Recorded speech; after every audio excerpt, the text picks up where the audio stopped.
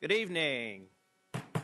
Thank you. Thank you. We're going to call back to order the Thursday, May 15th, 2014 meeting of the Sacramento City Unified School District Board of Education. Let me start by saying sincere apologies for starting late. It's very unusual that happens, but as we were discussing something of very, very important nature to the district, it happens, but it's something that I don't like to make you think that we disrespect your time in any way. It was unavoidable. So with that, we will have the Pledge of Allegiance, and it will be led by Jesse Baugh from 11th grade student at CK McClatchy. Jesse, did I totally butcher your last name? What'd you say? Don't make me do it twice. What's your last name? Baugh. Oh, that was good. Okay. Close. I pledge my allegiance to the flag of the United States of America and to the republic for which it stands, one nation, under God, indivisible, with liberty and justice for all. I believe Member Hanson has something he'd like to read. Thanks for coming today, Jesse. Let me make a brief statement here. Jesse Baugh is the stellar student we are recognizing today. Jesse is a 17-year-old junior at CK McClatchy High School. He was nominated by his mentors, teachers, and high school staff because of his exemplary performance as a student, athlete, and community member.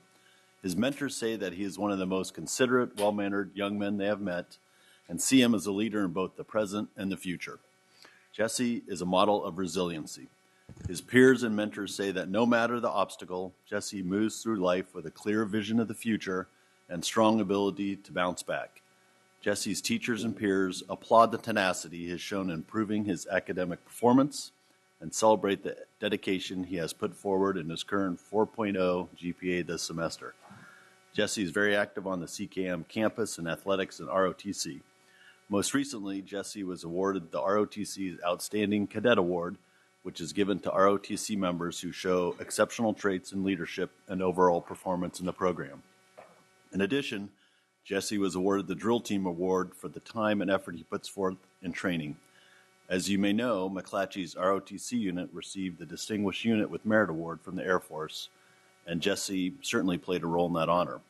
I was very proud to be in attendance recently and got to participate in the presentation of the awards to the ROTC unit, and it was really a great program. And I understand in the country there are over 2,000 ROTC units, and McClatchy finished in the top 30 out of those 2,000. It's really an extraordinary recognition. Jesse's goal is to one day become a UC Davis Aggie. He aspires to work in the medical field as either a researcher or a nurse. Jesse says he wants to use his passion, time, knowledge, and life experiences to give back to the community. The Sacramento City Unified School District is very proud to recognize Jesse Baugh as our stellar student.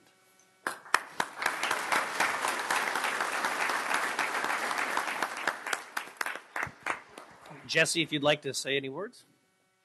I'd just like to say thank you to the Sacramento Unified School District for this award.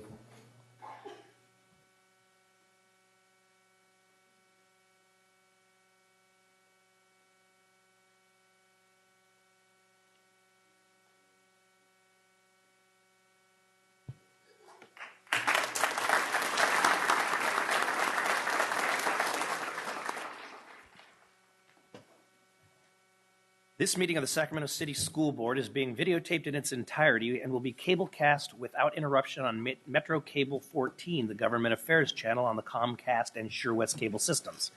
Today's meeting will air Saturday, May 17th at 10 p.m., Monday, May 19th at noon, and webcast at www.sacmetrocable.tv. Members of the audience wishing to address the board should fill out a speaker identification form located in the back of the room and give it to the Chief Communications Officer, Mr. Ross, to my right.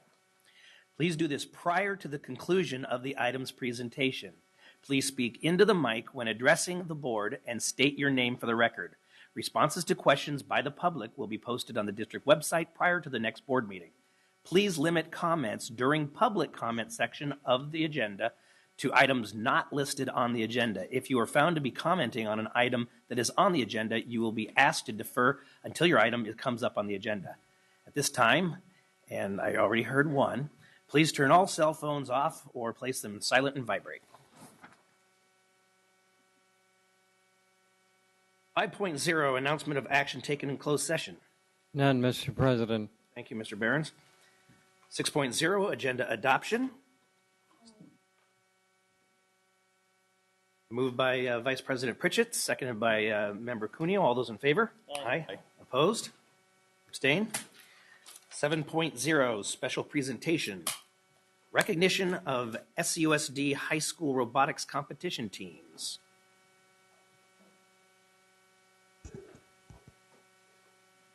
Good evening, President Kennedy, Board President Kennedy, Interim Superintendent Noguchi, and members of the board. I am Joseph Steimus, the Career Technical Education Coordinator for the district. It is with great pleasure that I introduce to you the 2013-14 high school robotics teams from the School of Engineering and Sciences, Rosemont High School, Hiram Johnson High School, and John F. Kennedy High School. Would you please come down? They brought a couple of toys with them. Good, we like toys. These 4 teams competed in various regional competitions hosted by the FIRST organization.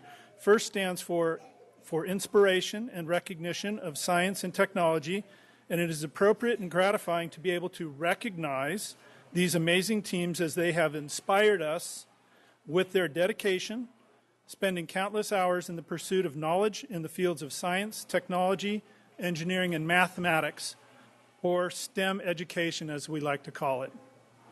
Many of these students are members of the Linked Learning Pathways, and for these students, they always upstage me. Yeah.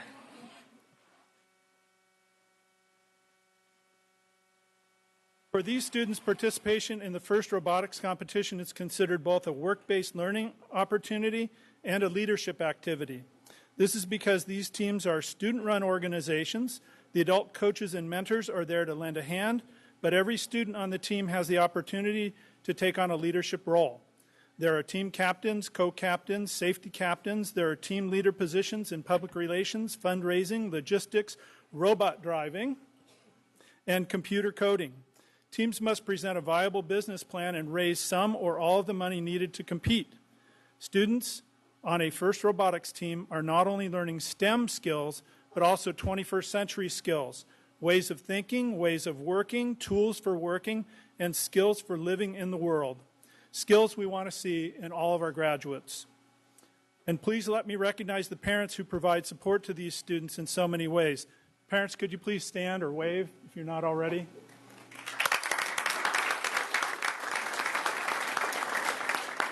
Unlike a lot of regular sporting events, these teams will work during a 6-week build period on Saturdays and way late into the night, sometimes past midnight, to get their robot done in time for competition.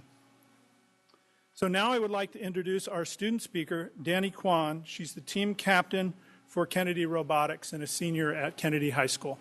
Danny?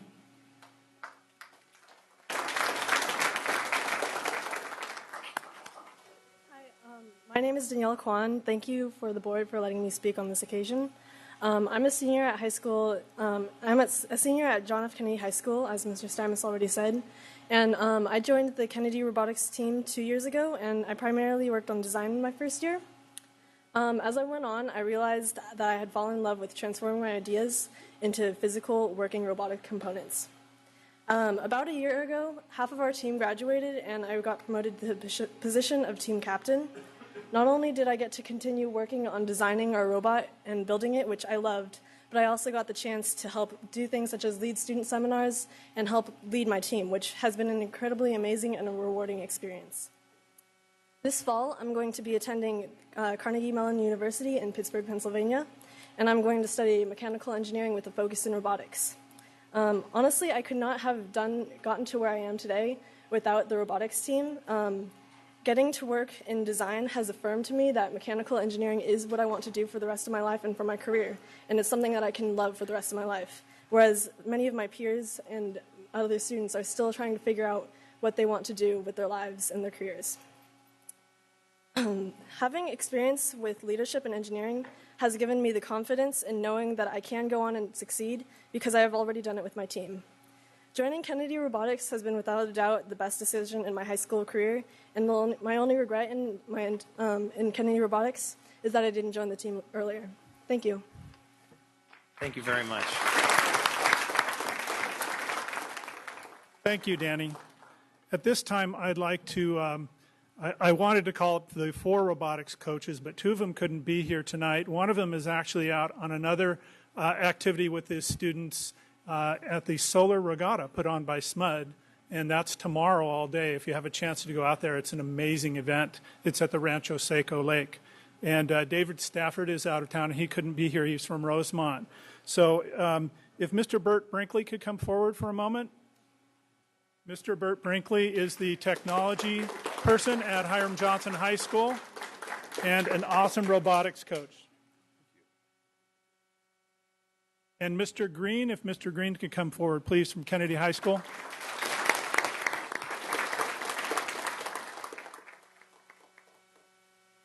Thank you, Mr. Green. If you read the E-Connection yesterday, there was a little story in there about Mr. Green. He won a coveted award called the Woody Flowers Award. It's something that every FIRST Robotics coach dreams of getting, and it's an amazing honor. So congratulations again, Mr. Green. And now, accepting the certificate for Mr. Ken Davis from the School of Engineering and Sciences is Principal Matt Turkey.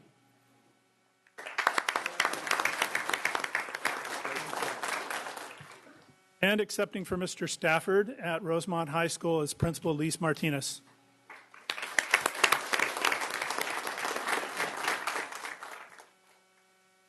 And thank you, members of the board, for taking time for this evening for this public recognition of excellence and jobs well done. Thank you very much. Thank you.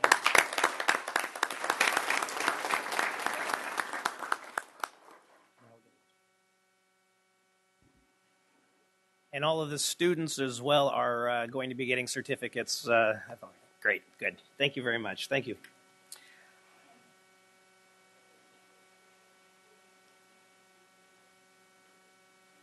Yeah, which one? Trying to do some work here. Can we? I can ask. Can we see what the other one does here?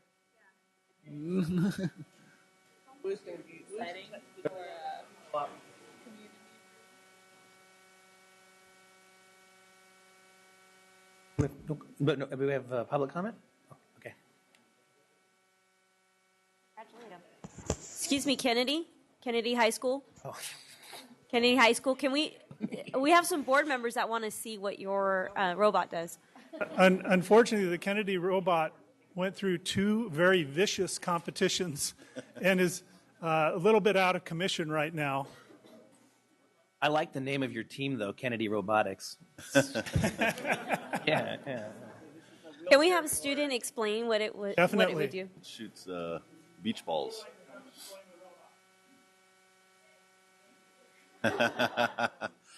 He's a pro. The robot, the game this year for FIRST Robotics was basically, it's called Aerial Assist, but the game was this year was there were giant yoga balls that were on the field, and you had to pass them back and forth between robots before shooting them either into a low goal, which was only 1 point, or a high goal, which was 10 points, and it was 6 feet in the air. So the front part of our robot actually comes out and feeds in the balls, and then the middle part tips up. It's kind of hard to see right now because it's all compacted, but it tips up and it shoots the ball basically like a giant metal slingshot. It's zip-tied, so it's zip-tied. It's not going to come down. Yeah. Yeah, and so basically, yeah, the paddle pushes the ball out like a giant metal slingshot, and yeah. And there's, there's every year there's different design restraints as far as how much weight you can use, what materials, what types of motors, and you have 6 weeks to build the robot. So this is all student built in 6 weeks. Wow. Thank you very much. From the welding, structure, everything. Wow. Very well done.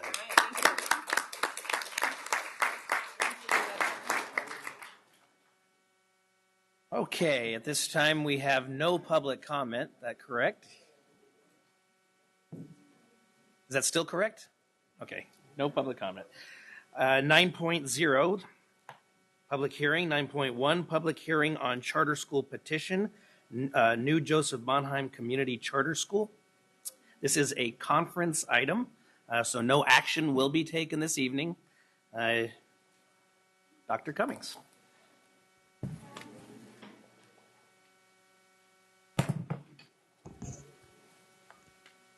You can have a seat. Have a seat.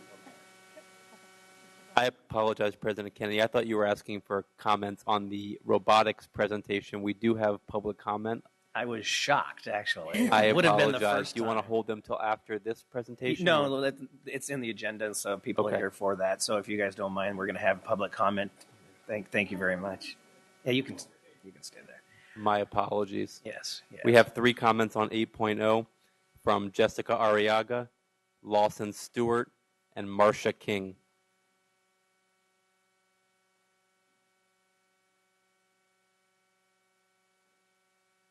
Good evening, board members. My name is Jessica Arriaga. I'm a parent. 2 children attending Earl Warren and 1 attending Kit Carson. And I just wanted to share a personal story of mine. And some of you have taken the time out to get to know it. And I just think that it's important that you understand what the parent has been, because I haven't reached out.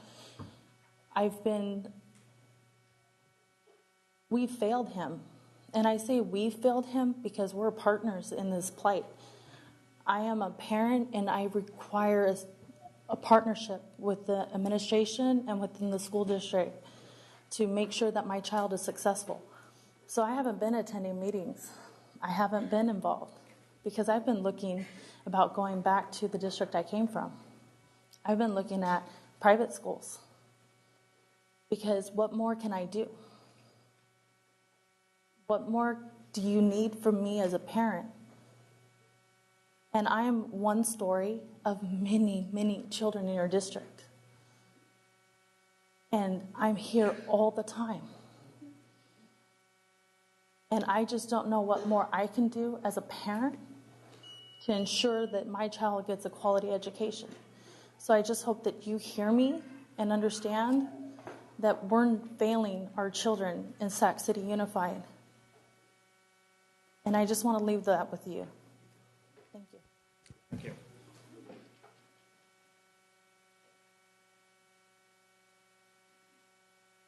Excuse me, President Kennedy. For the next speaker, can we have somebody from the superintendent's staff obtain the? Thank you. Thank you. Sure. Members of the board, I wanted to share with you that the other day, myself and Alex Visea from the Bond Oversight Committee were able to attend the ribbon cutting with Trustee Pritchett at the Rosemont High School track and field. And I just wanted to say how appreciative we were to get to see all that has been worked together as measures Q&R have moved forward. I do not speak on behalf of the entire board. I will do that 2 meetings from now. But I wanted to pass on our thanks for all the cooperation that has made that project and many others possible, and express to you that I'm looking forward to everything else and getting to more ribbon cuttings. Thank you. Thank you, and thank the committee for their good work.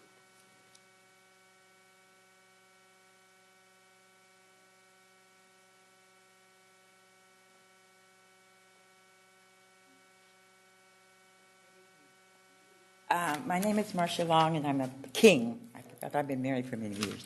And I'm a parent and a grandparent, an aunt and a great aunt of children in your district.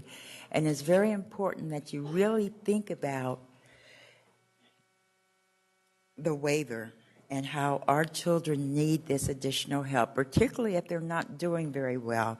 If you can get teachers to collaborate more, to engage families more, and to just be sure that all of our children, regardless of race, color, age, disability, that they have a quality education and they're either college or career ready when they finish your school district. So I truly encourage you. I almost want to dance or cry or do whatever I need to do to think about reinstating the waiver, because our children, our future needs it. And plus, I want someone to be able to pay my Social Security, so I want them to be very well educated. Thank you. Thank you.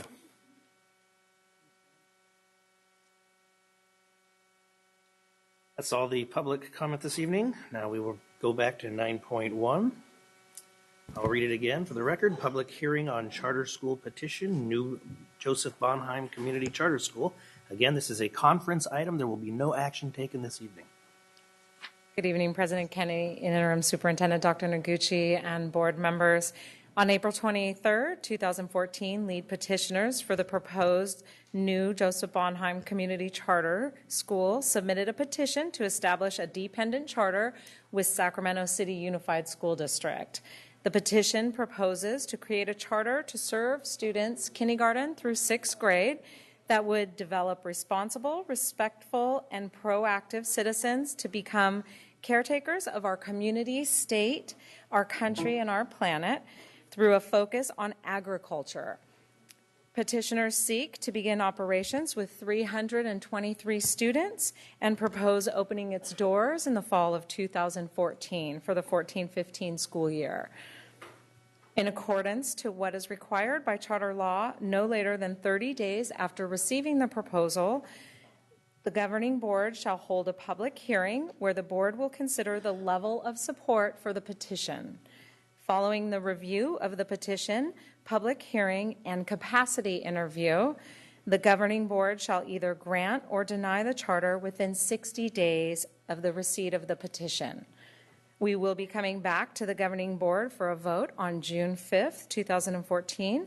And here tonight we have Lisa Romero, Art Alleman, and Mr. Michael Madden, lead petitioners to present on the proposed new Joseph Bonheim Community Charter School. Thank you.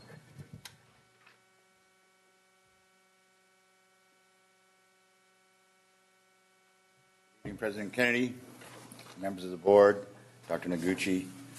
As you heard, I'm Michael Madden. This is Lisa Romero, Art Alleman. Our children are in Sac City. They attend here, and we are the lead petitioners of the new Joseph Bonheim Community Charter School, where learning is natural. We have a brief 10-minute slide presentation for you tonight. But, you know, what kind of charter school would draw parents, teachers, community members out here this evening to support us?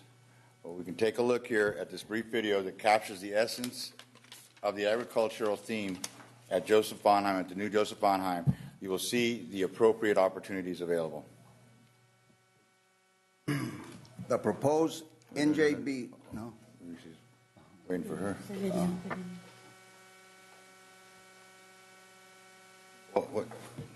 How do I make it start? Sorry.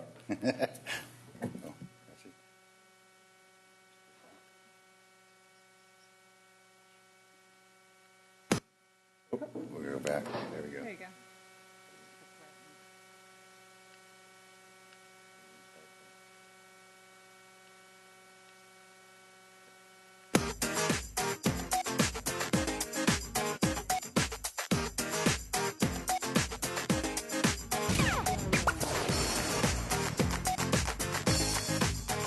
It's all about you. It's about the food you like to eat.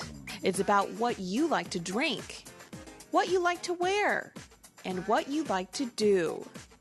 It all grows on a farm or ranch in California, and it makes you an important part of California agriculture because you're the reason the farmers and ranchers of California grow the crops they grow. Milk from California cows goes into cartons, of course, but also goes into cheese, butter, ice cream, and other dairy products. California produces more milk than any other state. Farms in California also grow an amazing variety of fruits. Grapes grow in many parts of the state. Peaches, oranges, strawberries, avocados, melons, olives, California leads the nation in all of these and many more. We also grow more vegetables than anywhere else.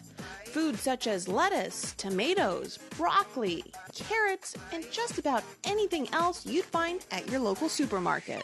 If you like to snack on nuts, you're probably enjoying the product of a California farm. California produces most of the almonds grown in the world and also leads in walnut and pistachios.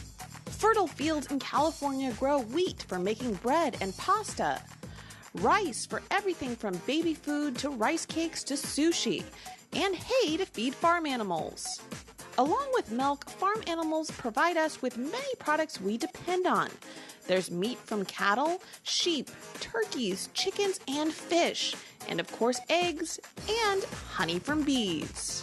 California farms also provide fiber for the clothes we wear, including wool from sheep, mohair from goats, and cotton from the farm fields of the Central Valley. The forests of California grow wood for building houses and fences, making paper and pencils too. The plants that add beauty to your yard or to the inside of your home probably came from a California nursery. Nearly anything you would want to eat, wear, or to decorate your family's garden grows on a California farm or ranch. There's no other place like it anywhere in the world. So how is this possible? What makes California special? Well, for one thing, there's the weather.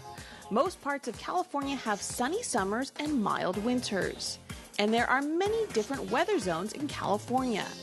The hot deserts allow us to be the only state that can produce dates. But the deserts cool off enough during the winter to grow vegetables such as lettuce and carrots and broccoli. Cooler places along the coast are perfect for growing all sorts of vegetables such as artichokes, celery, and spinach, plus strawberries and avocados.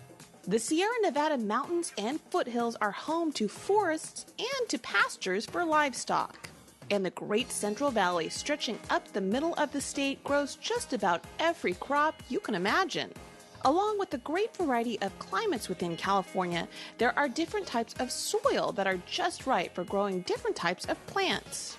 And of course, water makes everything grow. California farmers use irrigation pipes and canals to bring water to places with fertile soils but not enough rain. Farmers use water very carefully to give their plants and soil just enough water and are always learning new ways to grow more food with the water they have. As they say, it's more crop per drop. The other thing that makes California a special place for agriculture, it's people. Most farmers and ranchers live where they work, and they all take special care for the animals, soil, water, and air that produce the crops they grow. Farming and ranching is a high-tech job.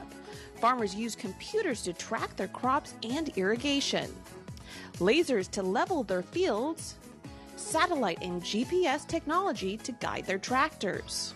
All of those innovations came about from research and technology at colleges and universities, where people have created crop varieties particularly suited for California and made other advances that help farmers and ranchers grow more food. People work in all sorts of jobs to bring California agricultural farm products from the farm to the city. They harvest the crops in the fields, drive the crops to their destination. They turn crops into food products at food processing plants. And think of all the city jobs that are possible because of California farms. There are people who work in warehouses and grocery stores. There are scientists who work on new crops and foods. There are people who bring foods and farm products to market. There are nursery employees who sell plants, and of course, chefs who create meals. It all goes into making sure that you have the food and farm products you need and want, because California agriculture is all about you.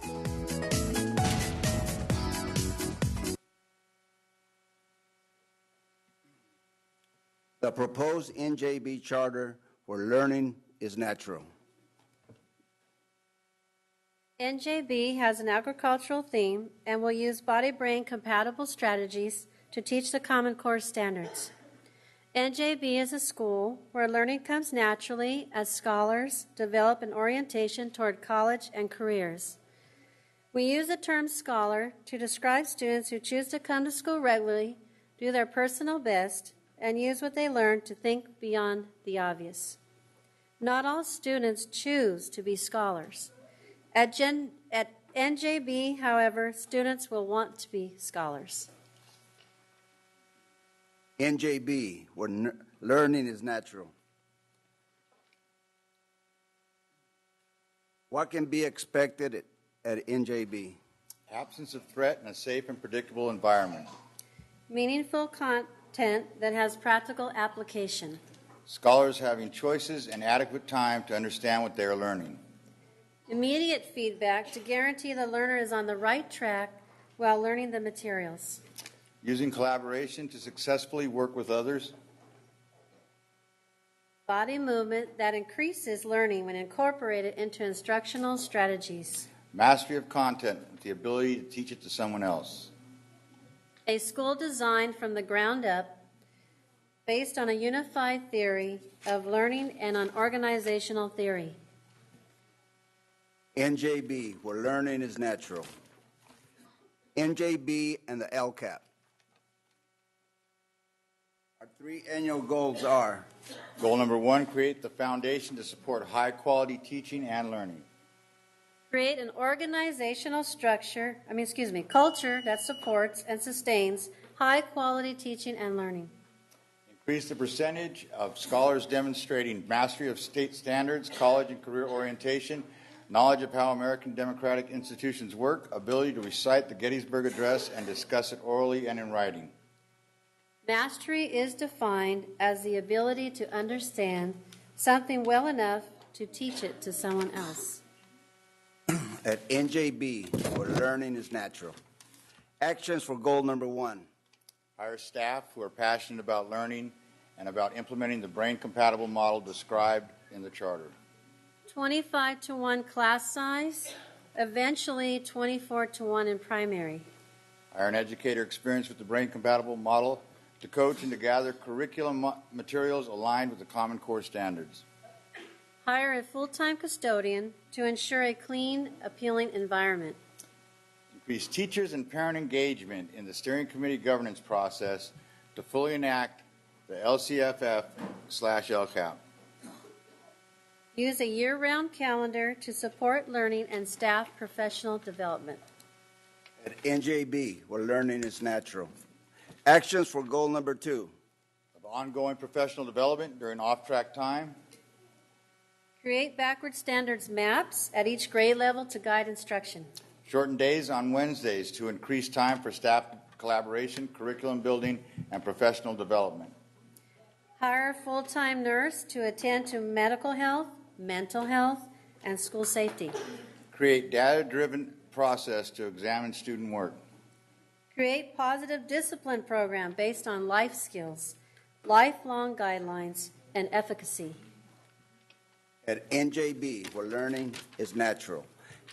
Actions for goal number 3. Engage all students in subgroups through integrated body-brain teaching and learning throughout the instructional day. Using agriculture as a theme and using the brain-compatible strategies to integrate content areas into daily instruction. Integrate civic education into the curriculum by means of social action projects. Provide third-party support for those scholars who have not yet mastered what is being taught. Provide primary language support as needed for English learners while maintaining English as the medium of instruction. At NJB, where learning is natural. Budget summary for the first 3 years are as follows. If you notice on the first column at cumulative surplus, we have, for the first year, we have a 30-plus surplus. And we understand it's going to be a tight year in the first year. But the second year, we have a surplus of 185-plus. The third year, it's over 400-plus. With this amount, the steering committee will decide on how to use the surplus in a way to benefit our scholars. At NJB, where learning is natural. Would all the supporters of NJB please stand up? La gente que apoya la NJB, por favor, a pie. Let's get growing. Get growing. Thank you. Thank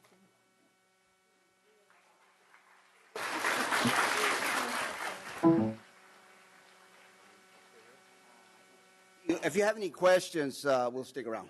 Well, what we're going to do is we're going to have the public comment, so why don't you have a seat?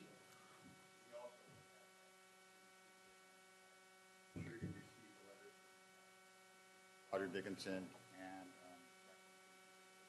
and Does your other speakers, have they turned in a card? it was separate. Well, I just don't know when to call them. Okay, they could speak right now. Okay. Thank you. Thank you. Sure. Hi, my name's Tony Brisson. I just find it interesting yet terribly horrifying that when the time came for course assessment in my advanced placement history course, that there was one instance when nearly 60% of the class couldn't name the 3 branches of government. And nearly all the students on that same day, almost 30 people, didn't know how many state senators we have. Now, this occurrence didn't just take place once. Believe me, this happens almost every day.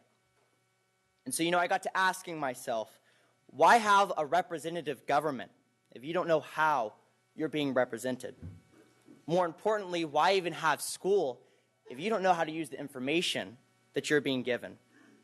Now, if I received a penny for every piece of information that my teachers have given me and told me that it was useful information but then failed to recognize its significance, its overarching context, and ultimately its relation to me as a 17-year-old high school student, I'd be a piggy bank full of useless pennies.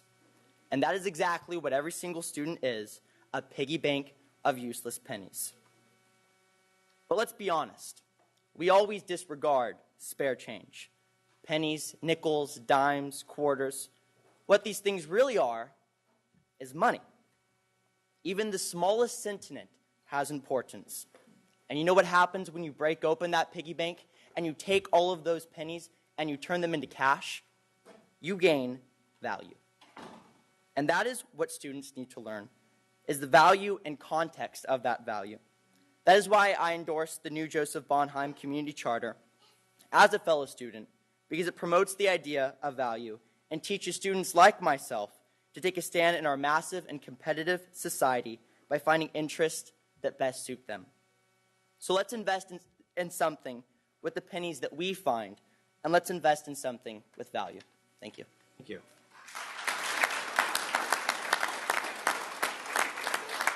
You have one more speaker for your presentation? That's it? Okay, great. We have 11 comments on 9.1. I'll read the first 5 names if the speakers can please line up behind the podium in the order you're called. Alex Visaya, Jonathan Tran, Tim Haas, Rod Pugh, and Chandra Roten.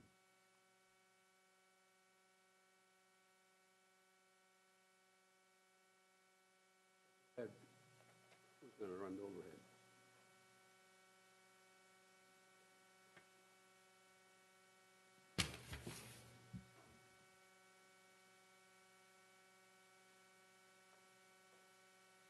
Never mind. Imagine there's something in there. We got it. We got it, Alex. I'm in a rush. Distinguished Board of Trustees, Cabinet and staff, President Kennedy, Superintendent Dr. Noguchi.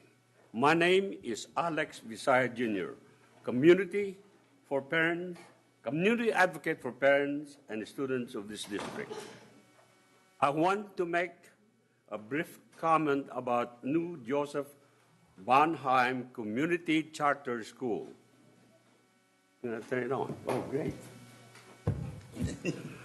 I think it is a great idea and a new beginning to convert the old school into NJB, or loosely translated by me, New Jobs for Beginners.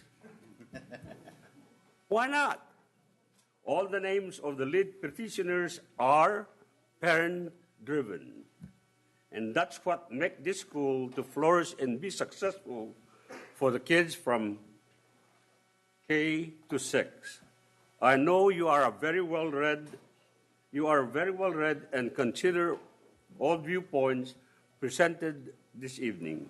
And yes, I read 155 pages petition at least twice and convinced me this evening to speak about this issue tonight. So fill in the blanks. Yes, there is a need, and yes, there is a want for it to happen. Thank you, and I yield the floor back to you, Mr. President. Thank you, Alex.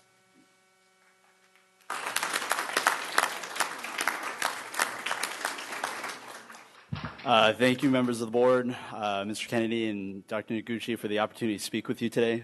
My name is Jonathan Tran. I'm an organizer with Hmong Innovating Politics. We have had the humbling privilege of working with parents from each of these closed schools, and in particular Joseph Bonheim, over the last year. From the very beginning of the school closure process, we've emphasized two main values. The first is that the voices of students, parents, teachers, and community members must be part of the decision-making process. And two, because these school closures disproportionately impacted low-income and socially disadvantaged communities, that the neighborhood schools like Joseph Bonheim and the 7 other schools continue to serve as a resource for these communities. It has been 449 days since this board voted to close those schools. 449 days later, we have a unique opportunity to turn the page on this very issue. Let's start the process of rebuilding trust with community members and with the school district. We hope that the board and the staff will continue to extend a hand of support for these wonderful and tremendous parents and the passion that they have shown. We are thrilled to support these parents and these families, and we are sincere in our commitment to make sure that this proposal moving forward will be a success. So if there's anything that we can do on the ground to be supportive of you, of the staff, and of these parents, please let us know, and we sincerely support their proposal. Thank you so much.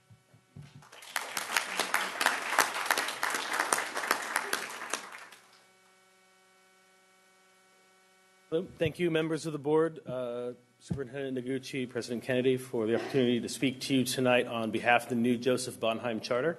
My name is Tim Haas, and I'm the director of Club Z Tutoring.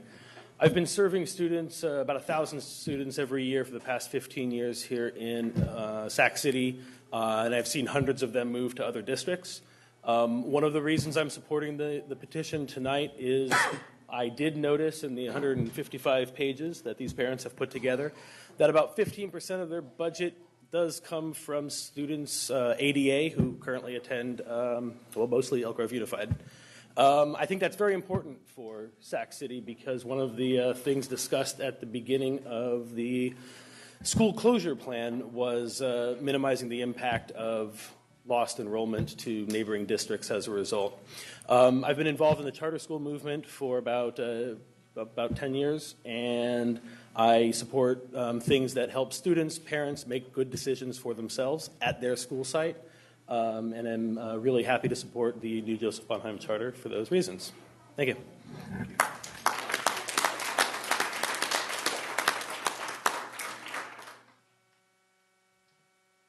Good evening, board members. My name is Chandra Roten, and I'm a proud teacher in the Sacramento community of 6+ years.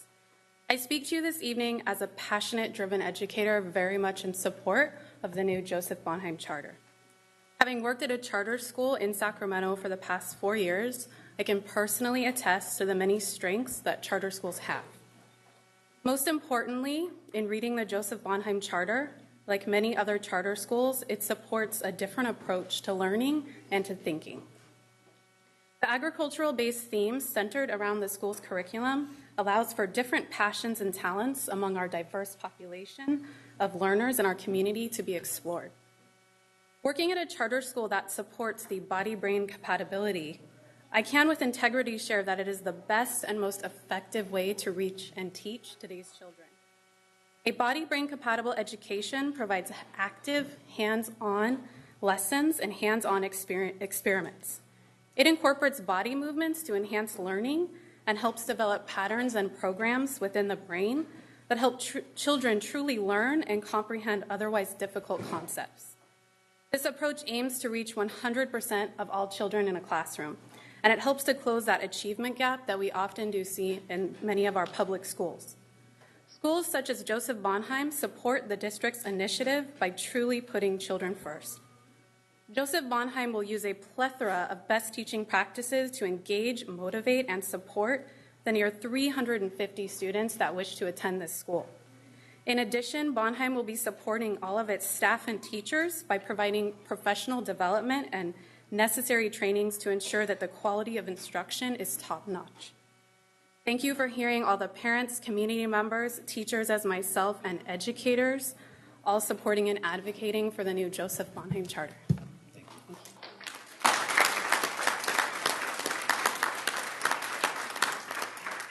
Our next 5 comments, again, if our speakers can please line up behind the podium in the order you're called.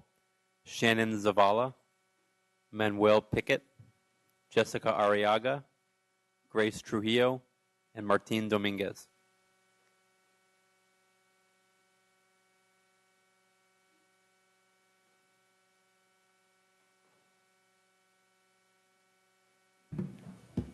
Good evening, board members. My name is Shannon Zavala. I've been a teacher in Sac City for 8 years now. And I believe the new Joseph Bonheim Charter is a great opportunity to bring an educational focus on a very vital subject, which is agriculture. As written in this month's National Geographic magazine, we would do well to pay attention to how our food is produced and whether or not it is done in a sustainable, efficient, and safe manner. The new Joseph Bonheim Charter will provide us with exactly that by making agriculture an integral part of the curriculum and school culture. Students will be able to learn new skills that can not only improve their lives through healthy eating, but also provide a foundation for career opportunities that can help solve the global food crisis. The focus on STEM programs is great and all, but when it comes down to it, we can't eat our computers. Thank you.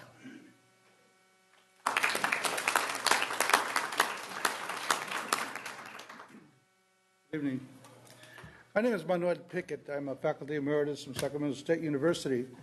And I lived in this community for about 10, 12 years. I became especially involved with the community when I started to do puppetry workshops, theater workshops as a volunteer basis for this community. Became very close to the parents, very close to the kids. When I found out the school was being closed, I became very angry. In fact, I became enraged. And I connected with some of my colleagues, a lot of the organizations that I belong to try to convince you folks to please keep these schools open. Things kind of took to a turn, and I think for the better. And what ended up happening is that this community became organized, and they empowered themselves to create an incredible program for their children. I read through this program. I think it's a wonderful program, using agriculture to teach children science and math and English, and using the arts to teach them to be self-expressive. And to me, I just couldn't put it down. I only wish that my daughter was young, if it gets accepted, so they could attend this school as well. And I'm very, very proud of this community. And what I ask is that for you to consider this proposal, because it will not only disappoint the parents. Can I have all the kids stand up? All the kids? Los niños, por favor. I want you to look at their faces, because not only will it disappoint the parents, but these faces out here will be extremely disappointed. Thank you for your time.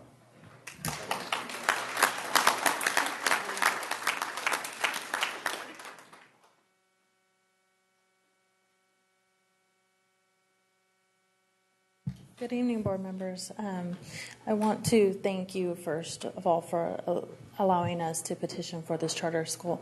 And I want to implore you that we have a very important decision to make. One similar to the vote that you had to make to close the school. It's just reversed. decision you have is to restore our community and restore the faith in our community, that you have become our partners, become a partner within the community, and allow us to work together to ensure that we can properly educate the children and really look at the benefits that this charter has put together. It is parent-driven, so it was the voices of the parents who decided what kind of school would we like to see our children in. So please consider that when you're thinking about this charter, that it is really what the parents feel that is needed in the community and what kind of education we want our children to have. And we're asking that you become partners in that plight and to really consider allowing New Joseph Bonheim to open up once again and restore our community back to where it should be. A prime example of what can happen within a school district when the district and the parents all join together and really consider what's going to be best for the children within the district. Thank you.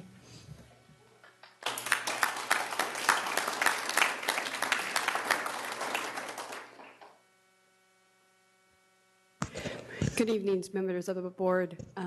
My name is Grace Trujillo. Thank you for giving us the opportunity to provide this petition for Bonheim. There's one thing I started thinking. I said there's 79 schools throughout Sacramento. There's the Language Academy, the Technology Academy, there's the Tech Academy. There's all these different academies. But one thing that they're missing is agriculture, because California is based primarily is agriculture. That's the largest economy that we have.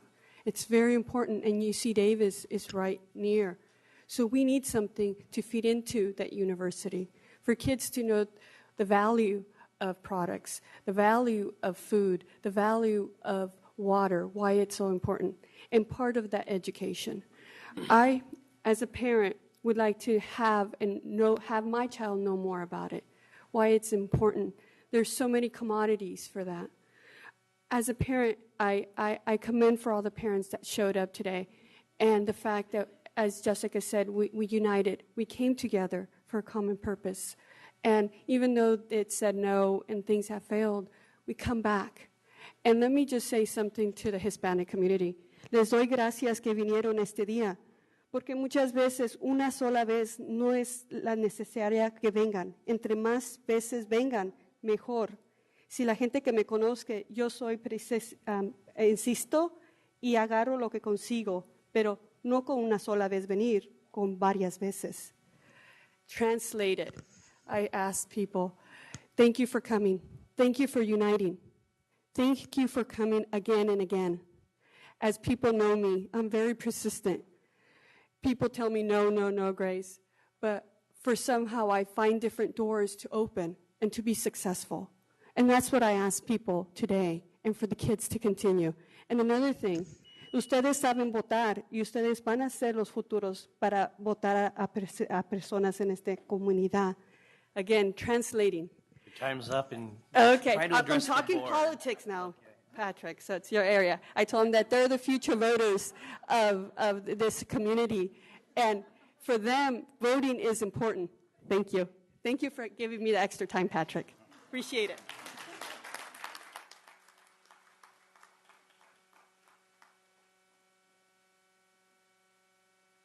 And it won't happen again. Good evening to the Board of Education. Thank you very much for this opportunity for me to talk again. As I said the last time, my kid was struggling at school, and up to this day, still doing the same thing.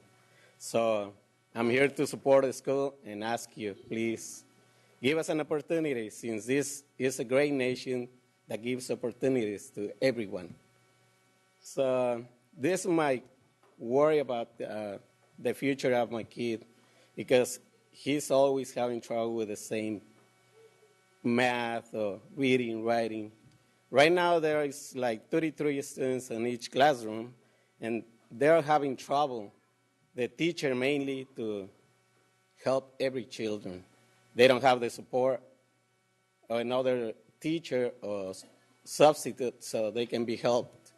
And the kids are struggling. Some kids in the classrooms, they're sleeping in the classroom because the teacher is not enough for 33 students. They wasn't making it with 23 students. He made it now 33. So please, take in consideration this and think about the future for the kids.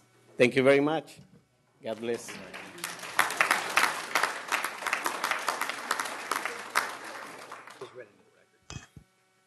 Our final commenters on this item, Cheryl, and I apologize, I believe it's Ewing, Maria Haro Sullivan, and then we had a speaker whose name I called earlier who I don't believe spoke, Rod Pugh.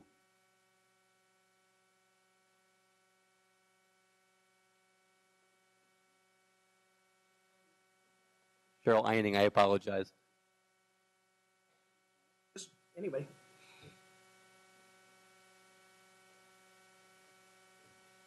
Good evening. Board President Kennedy, Dr. Noguchi, members of the board. You probably recognize my name, or maybe you don't. I am a retired principal from Sac City School District, and I'm here this evening in support of the new Joseph Bonheim Charter School. First, I would like to commend my colleagues, my past colleagues, Dennis Ma and Frank Connor, for being involved in this project and for their fine work in education and their strong vision to find pathways for students to be successful in learning. I've been associated with a school in Sac City, two schools, John Morse Waldorf and also George Washington Carver. That's probably where you remember my face. But I have to say, I am just excited at the possibility of supporting another school in agriculture. We have been extremely successful, and I think this one will be too. A curriculum that has meaningful, hands-on experiences for children, that focuses on thinking, cannot be anything but successful. Children are happy, parents are happy, the community is happy, and you will be happy. And they will thank you not only today, but in years to come. Thank you so much for your support of this project.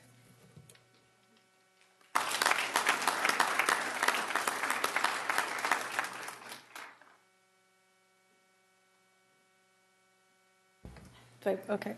I wasn't sure if I should go yet. My name is Maria Haro Sullivan. I'm actually currently the DAC president, but I'm not here to speak as far as the DAC. I'm here to speak as a parent of two children who attend Sac Unified School District.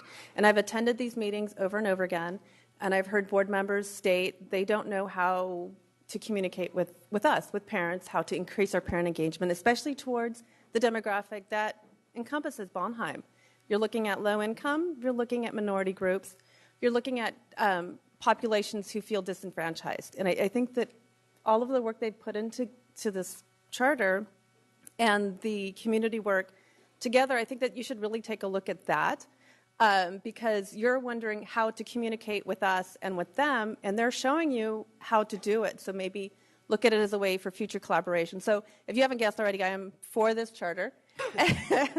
And it was a wild guess, wasn't it? and okay, now I'm choking.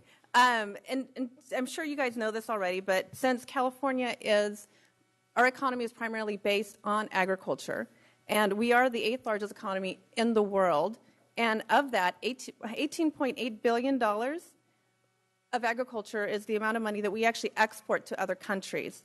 So if we look at an elementary school that's teaching our future about our economy, I think that that's a wonderful thing. We don't have that existing in our current schools. If my kids actually were young enough to go, I would move them to Bonheim because I think that our kids actually need to learn more about what California is all about, and it is about agriculture. So thank you.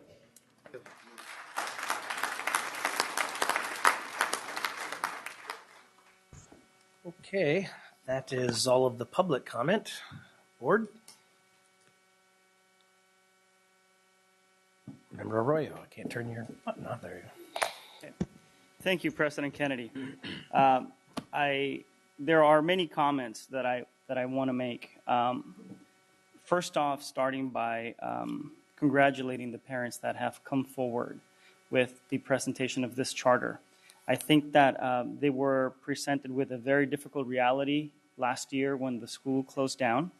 And I think that they did a phenomenal job of coming together and preparing an idea for their community, for their neighborhood.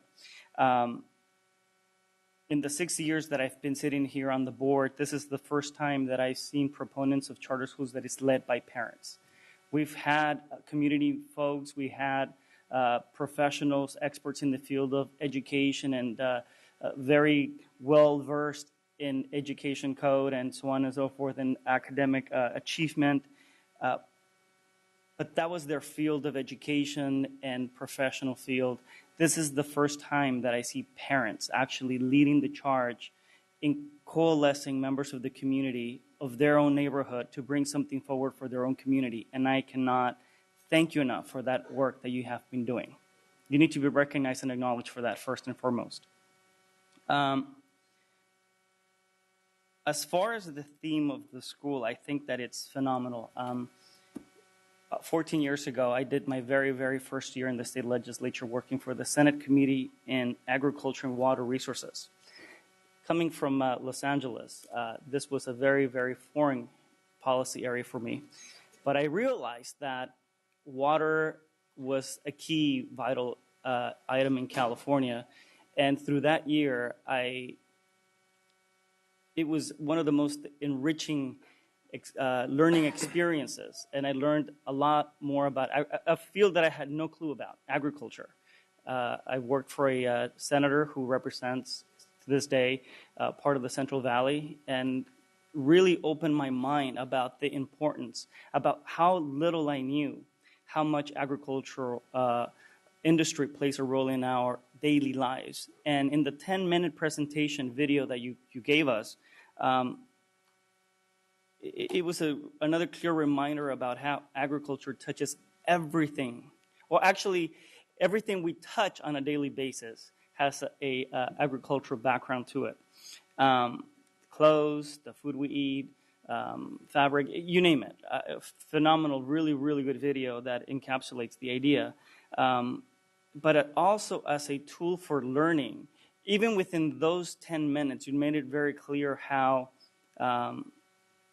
geography, geology, hydrology, technology, environment, biology, economy, jobs and workforce development were all inclusive into the ideas that are part of that particular charter proposal, and how children will be exposed to that, and how they're going to learn their ABCs and their math and their science and composition and everything that they're going to be learning. And I think that it's a very powerful model. And I think that beyond that, it capitalizes on the fact that even though we here in Sacramento, we forget that we are part of the Central Valley, and that within minutes we are surrounded by agricultural fields, and we are in the middle of an agricultural hub that has, as one of the speakers mentioned, billions of dollars in economic stakes as far as workforce development, economy, jobs, and sales. So that it's a model that I think that would be very valuable in many different levels, not only with what they're going to learn in terms of academics, but also you can layer the nutrition and so many more areas of knowledge. And then the idea, and I've actually had the opportunity to reach out to some of the members of the agricultural industry, members of the Farm Bureau, members of different ag sectors, and they are very, very interested and very, very, very energized about the idea of school in an urban core, using agriculture, its full breadth as a model for education. I would really encourage the rest of the board to really give the petitioners full consideration for this charter. I know that there are some challenges, and I know that they will be raised in a few minutes. But nonetheless, in the full context of what this school means to the community, to the future and academic endeavors of the students in our area, I think that we need to look at the big picture and the true meaning of what this will do to enrich our community, our neighborhood, and the district as a whole. I will reserve my comments at this point. Thank you. Thank you. Vice President Pritchett. Thank you, President Kennedy. I would like to echo Member Arroyo's comments about the hard work and dedication of the parents that put this charter forth. It's parent engagement at its finest. You should be very proud. I do have a couple questions. I've reviewed the hard copy that you gave me, so thank you. And some of my questions have to do with kids. Do you recall what the enrollment was at Bonheim? If you know. We have to speak into the mic. It's on the record. Thank you.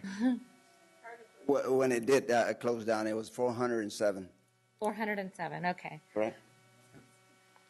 And you said roughly in the presentation you're looking at first year of being roughly 300? 323.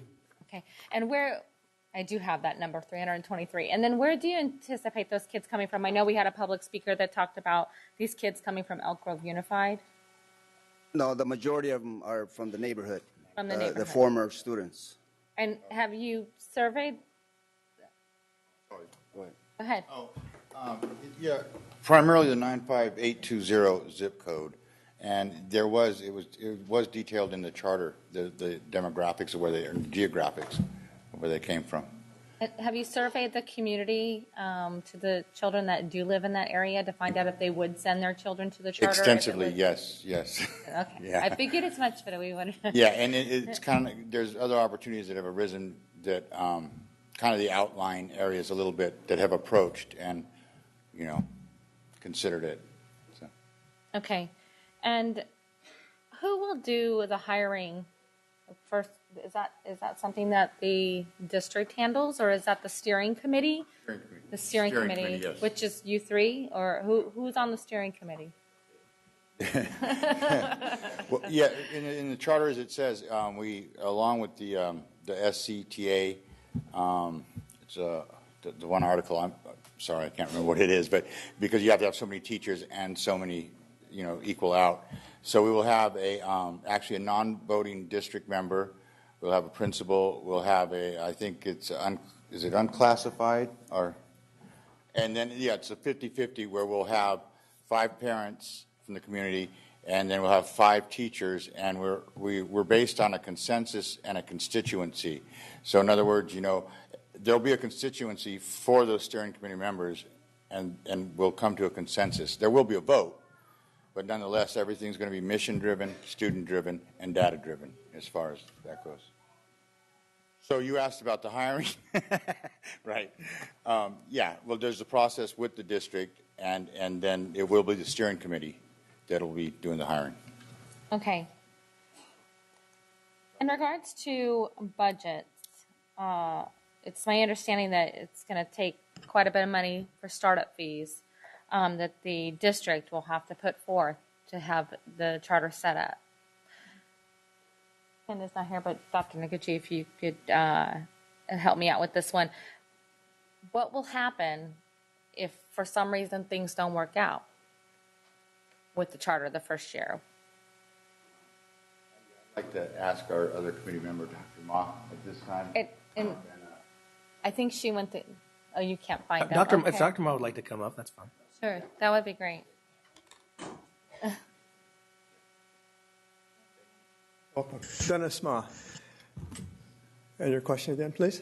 So in regards to the budget, the district will have to put out several, or I don't know what the exact dollar amount is, but they'll have to put out quite a bit of money for the startup fees of the charter. If the charter is unsuccessful in the first year, what will then happen with that money? Actually, the district won't have to upfront any money in terms of solid money, startup money. As a dependent charter school, the charter school also receives funding from the state.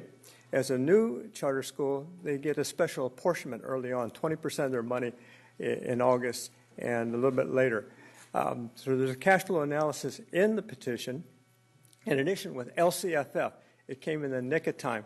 This charter would not be possible without LCFF. As Art pointed out, in the first year, we'll have an ending balance of $30,000. And that's estimating that half the teachers will have more than 15 years experience and the other half will have less than 10 years experience. It was designed to have experienced teachers and journeyman teachers working together. So those experienced teachers, they spend the last 15 years of their career there, and then the journeymen become the expert teachers, and a new group comes in. They work. The second year, because of the increase in ADA and LCFF increase, there's about $85,000, $185,000 surplus. That's assuming that everything is the same the first year. The fourth year, that $400,000 is there, assuming pretty much the same expenditures. But it also includes 3% increase each year for staffing, which is probably higher than typical. So it's pretty solid.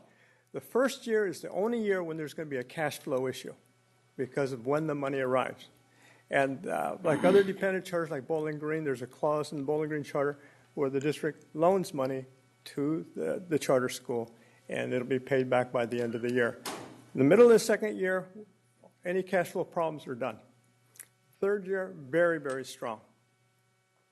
The key to determine if this school is going to be successful is ADA. Right now, the petitioners have collected letters of intent from over 300 parents of 300 children. That's not the real enrollment. Once this charter is approved, then we get to start enrolling kids. That's when you'll know if by early August, if you don't see 300 kids enrolled, then you know there might be a problem. They'll either have to cut the number of teachers to make it run and be smaller size. But the numbers that they've been collecting and people they've been talking to are pretty committed to coming back to school. I've talked to people who live in the old Fruit Ridge attendance area. They want to attend here for various reasons. One is because one daughter is going to attend Sutter Middle School next year and wants the kids closer together. So there are kids, but the real test, Member Pritchett, is the number of kids enrolled in an ADA. Okay, so just so I clearly understand, this is my first go around with a charter petition starting out, and I know that I'm probably not the only one up here that, at least I hope not that I'm the only one that seems like I don't understand. But I just want to make it clear that the startup monies are not going to come out of the general fund. Is that what you're saying? I am. As a dependent charter school, NJB is not eligible for the public charter schools grant. And there's one reason. The federal money requires autonomy. And as a dependent charter school, dependent on the SCTA and other bargaining members' contracts, the employees at the school are your employees. Whereas at an independent charter school, the employees are employees of that nonprofit board, whatever name it is. So therefore, NJB is not eligible for $575,000 in startup money. As I said, LCFF saves us.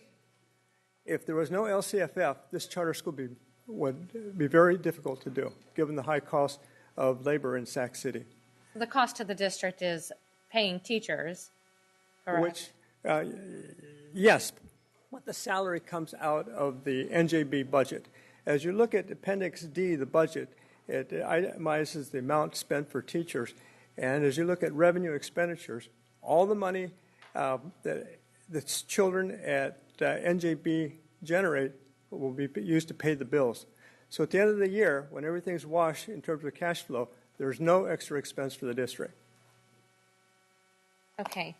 I'd like to ask Mr. Forrest, when we come back to this, if you could be prepared to let us know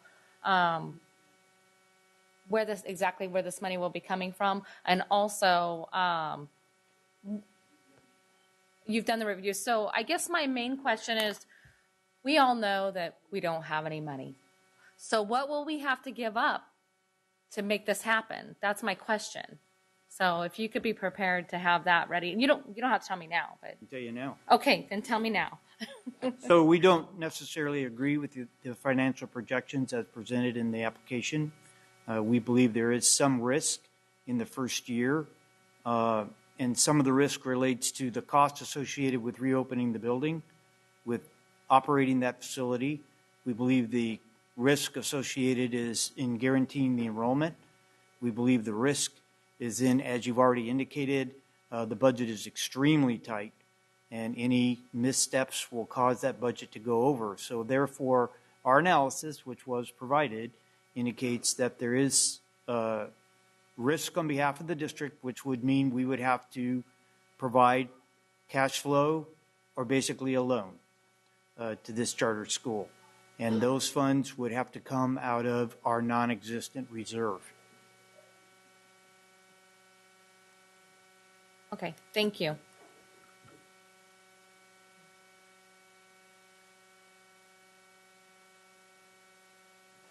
Rodriguez. Thank you, President Kennedy. So I just have a couple of questions, and I forgot my binder. Classic. So one of the things that it just keeps ringing in my mind over and over since I first became a school board member in 2008. I went back to visit my alma mater, Luther Burbank High School, and the FFA teacher, he was the last teacher in the district. And he told me, Diana, please don't let FFA die. It's so important for the future. And here we are 6 years later talking exactly that. How do we bring this back? I'm not certain that I would have the concerns about the risk, because it's almost a risk. You know, I mean, as a financial person, you evaluate risk. It's a risk worth taking because our future depends on this. When we have up and down the state of California have scaled back on agricultural teachings and the lack of respect that we have for those in our agricultural business for food and fiber. You know, I grew up half of my life in what is the center of the salad bowl of California, the world, in the Central Coast region. So I understand agriculture and the needs for it. So my question then to the petitioners is, have you looked out to other resources to help bridge any funding gaps that you may have? You know, have you gone to some of our ag commissions? Have you looked into competing in fairs? Because I know that when you compete in fairs, you win prizes. You know, there's fairs up and down the state of California. What have you done to be proactive to bridge the gap in funding and bring some sense of security to that?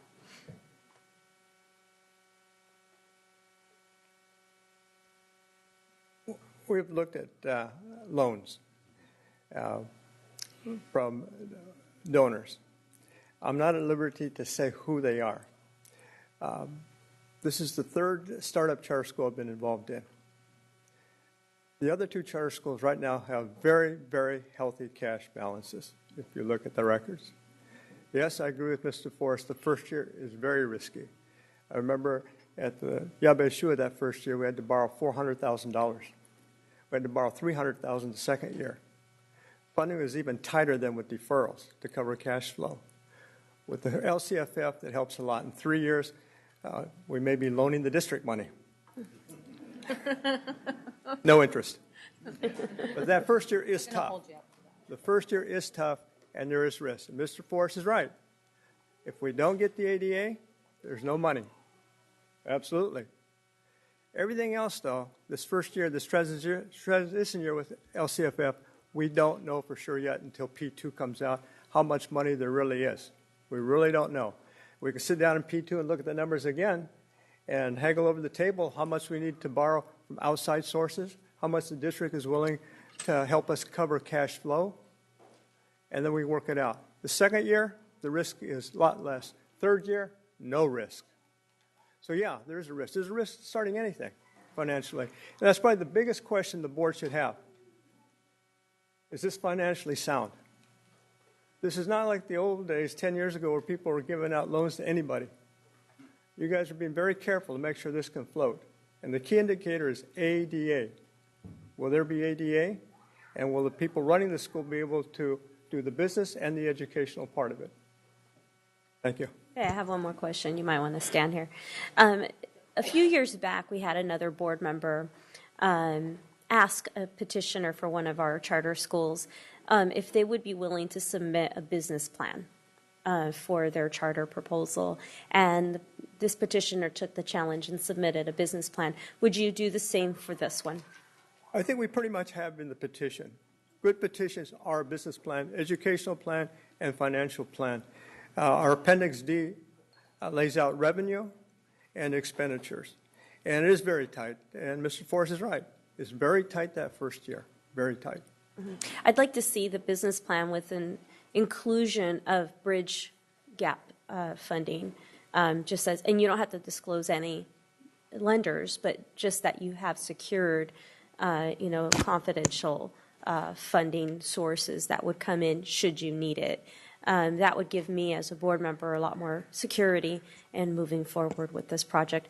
Otherwise, I think it's wonderful, it's innovative, and then lastly, one of my key things is where are the parents, where are the students, and I want to thank all the petitioners and all the parents and all the students for coming out tonight and supporters in the community, and thank you, Mr. Ma, for helping them as well. You're welcome. Member Cuneo.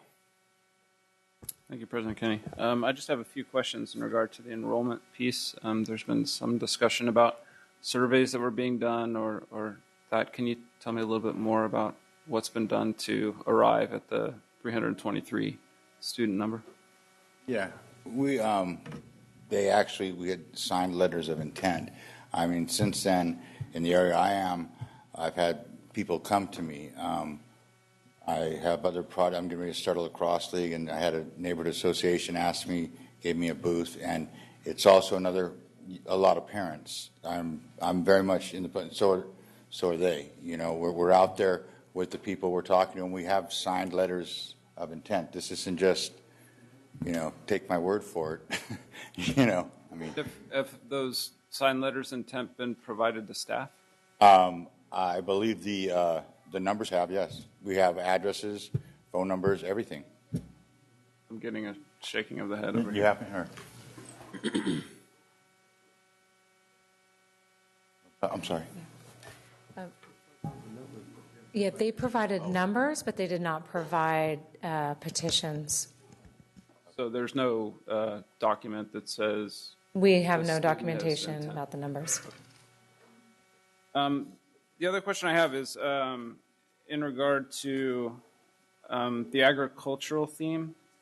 If you can remind me, and I apologize if my memory is getting faulty, but when you were here the last time, was that was not the theme of the school? No, when no. you first brought it. That was more of maybe some spilt milk.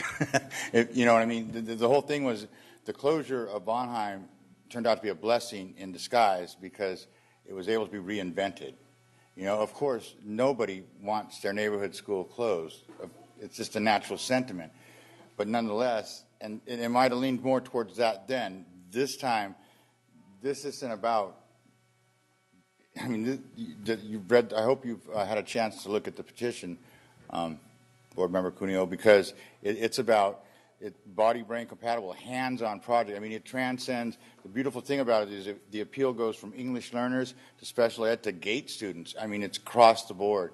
And this is something really good. This is not about, open my school, So, yeah, so just to build on that a little bit. Yeah. So that's what I was wondering is where does this agricultural theme fit into the school curriculum or the goals that you have in mind? I can tell you from a personal experience right now, and this is, my son can tell you measurements because he can read recipes and cook. That's how he learned it, not from worksheets. How it fits in is, I mean, we're talking like Board Member Arroyo said, you're talking technology, having beehives there. You're talking, Paul, what people say about allergies, local bee honey. We're taking kids to a lot of different areas, medicine, economics. I mean, this is basically what California does, is agriculture. Okay. That's how it fits in. And so my last statement is just a comment, it's not a question or anything. Thank you. But thank you.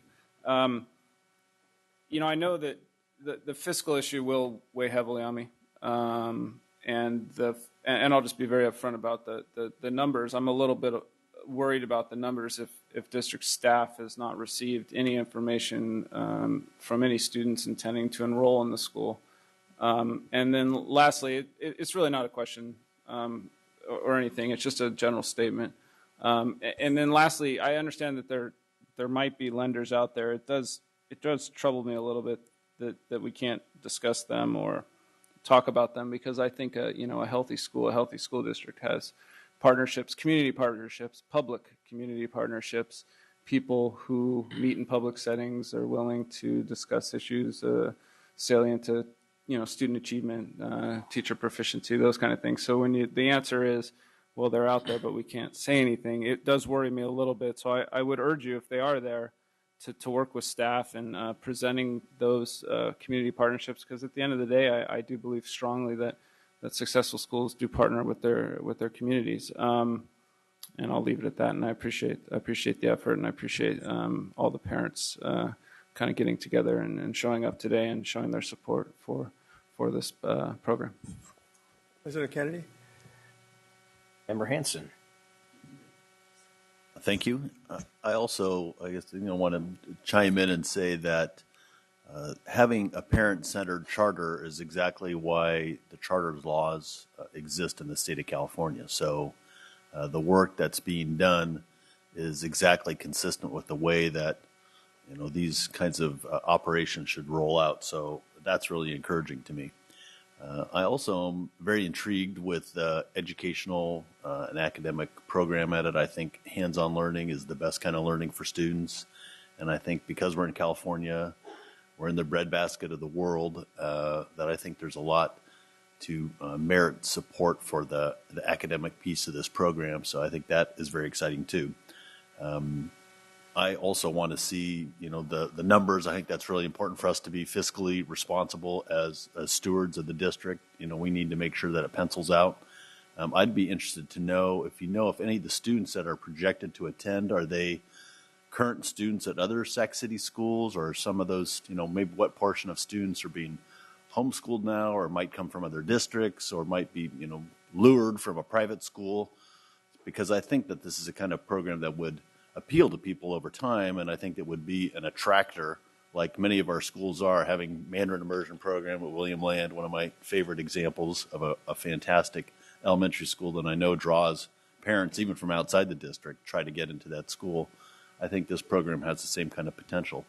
Do you know of where the students that are projected to be there, where they're coming from? Most of them are from the 95820 former students, and I we'll send you a spreadsheet tomorrow, okay? And so you can take a look at that. But I believe in the charter too there is some demographics of where they're coming from. I mean, are they primarily then coming from other Primarily, schools? no, primarily. Well, they would be other district schools, kind of for the most part, yeah. Okay, I mean, I think it'd be interesting to see, where can we draw to do, and I know the district is starting to focus on that a lot more. I know that's something that Superintendent Noguchi has talked about, us providing better customer service, us having better products, us having, diversity of opportunities for parents. People expect that nowadays in the world, in their day-to-day life, and I think they're beginning to expect that in schools. And so the more diversity of interesting programs we have, the more that parents and students are going to choose a diversity of schools, and I think it strengthens our district to have a diversity of programs. So I think it'd be very valuable for me to know, can we attract students from outside of our district, so we're not just, poaching from one school and lowering that to build up this school, and we aren't helping solve our problems. So that'd be something that's important for me, and I think patience is a virtue on all this, and I know we'd all like to move fast. And I think there's a lot of great work here, so I hope that we all keep working together, because I think it's been a really good partnership. I've enjoyed meeting with you, and I will continue to enjoy meeting with you on this project, and I hope many more. So I just appreciate all the work, and I'd like to find out some of those statistics so I feel like we can be doing our proper diligence and being fiscally responsible. Member Arroyo. Yeah, I do have a couple of questions, and just on the letters of intent, and I know that I'm part of the communication circle of the neighborhood, and I know that they were gathering multiple weekends, months ago, to do canvassing and talk to people, and so I know that they've been very active in talking to folks face to face, engaging. So I'm sure that they have the documentation, and I hope that you guys can provide that information to the district in short order. I do have a question of the staff that looked at the proposal, and I know that there are questions that need to be dealt with on the finance side, but on the academics, I mean, is it a solid program? I mean, I really want your comments. There are about 16 points. There are 16 points, right, that need to be met? Member Arroyo, we're still reviewing the documents. We'll have the capacity interview as well on May 20th. And then we'll bring back all of the information and our recommendation on the 5th. So we're not finished. We're still waiting for legal review, and we're not finished reviewing the petition. So you're looking at still at the academic. Academics, special ed, EL, I mean, all of academics, including the fiscal component, the HR component. Okay, that's what I want to know. Thank you. May as well stay there, Dr. Cummings. So, Member Arroyo kind of led to my question. I'm not, I just wanted to lay out the clarification of the process moving forward, so everybody's crystal clear on that. And this was as you spoke at the beginning, this was a legal requirement that we're satisfying. Legal requirement, yes. So, what does the process look like moving forward? So we received the petition, and after that, we get a team together of our staff members. And we review the petition, and we have a rubric for that. After that, we create a list of clarifying questions that we have for their steering committee, the proposed Bonheim steering committee, and we sit with them at the capacity interview. We ask the clarifying questions just so we make sure that we have all of the information that we can bring back to the board. We also have legal review it as well. And then we bring back the information to the board and provide our recommendation, which we'll do on June 5th. Perfect. Thank you. I see no more questions, so therefore, we'll close the public hearing. Thank you very much. Appreciate it. Appreciate everybody coming out tonight. 10.0, the consent agenda. Is there a motion by the board? So moved. Second. Moved by Vice President Wu, seconded by Vice President Pritchett to approve the consent agenda. All those in favor? Aye. Aye. Opposed? Abstain? 11.0, board workshops, strategic plan and other initiatives. 11.1, revised board policy 5144, student discipline. Yeah.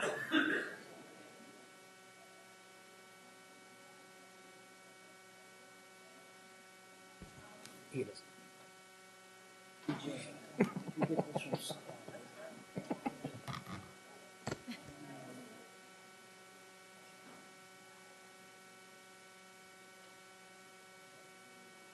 going to say something.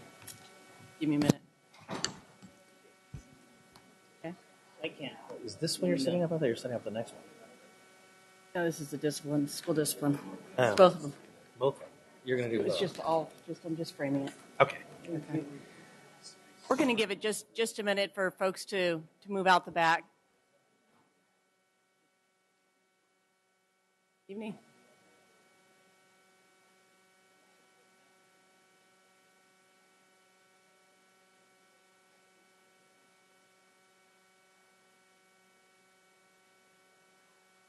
I'll wait. When he comes up, then I'll start.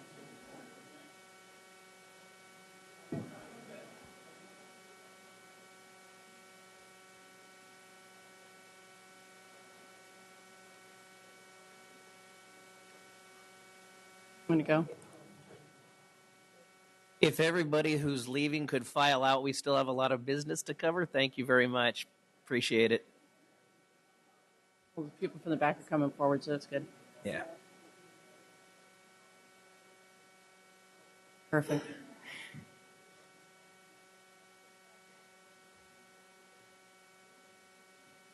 Okay, so as I said, this is 11.1, the revised board policy 5144, student discipline.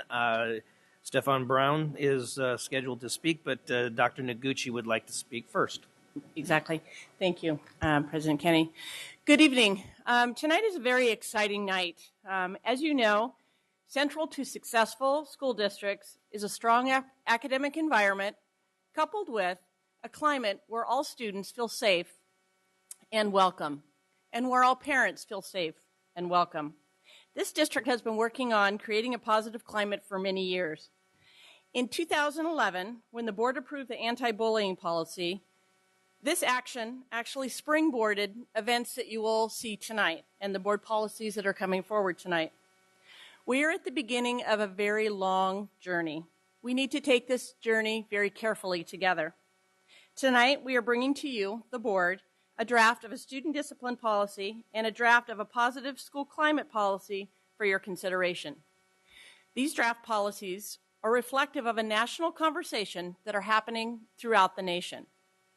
They are about our obligations to not only educate our students, but to help them grow into people that we want to be members in our society. The policies are also about how we help our schools and our staffs supporting students in the classroom. A lot of wonderful people helped to create these policies. It happened over an extended period of time, which Stefan Brown will outline. Community members, students, teachers, principals, board members, and parents all came together, working together to develop the draft policies. Should the board approve these new policies, the journey will continue with the work of identifying the supports needed to make these policies become reality.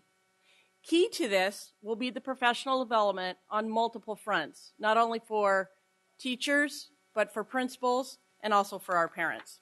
So with that, Mr. Brown will take us through the process. Thank you. Thank you. Mr. President, members of the board, Superintendent Noguchi, it is with pleasure that I stand before you tonight as a representative of a group that you see with me. I am also pleased to be joined by Principal Danny Roleri of Oak Ridge Elementary School and Director Stacy Bell of the Youth Development Department. We are a collection of parents, students, community organizations, members of juvenile justice, and district staff. We are united in our desire to address the issue of suspensions and expulsions in our district. For several years now, educators, community groups, law enforcement officials, parents, and more have engaged in this national conversation, specifically the value or lack thereof of suspensions, and even more specific, the impact they have on Black and Latino youth. We believe that an amended Board Policy 5144 represents a step forward for this district.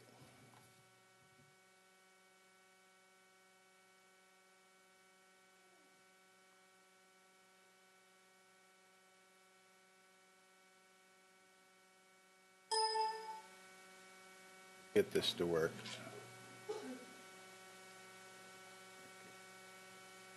In this presentation, we will go through some of the background and history of the issue. We will detail the extent to which we've gone to engage and get feedback from the public and our partners. We will review the recommended changes to Board Policy 5144, and we will discuss next steps.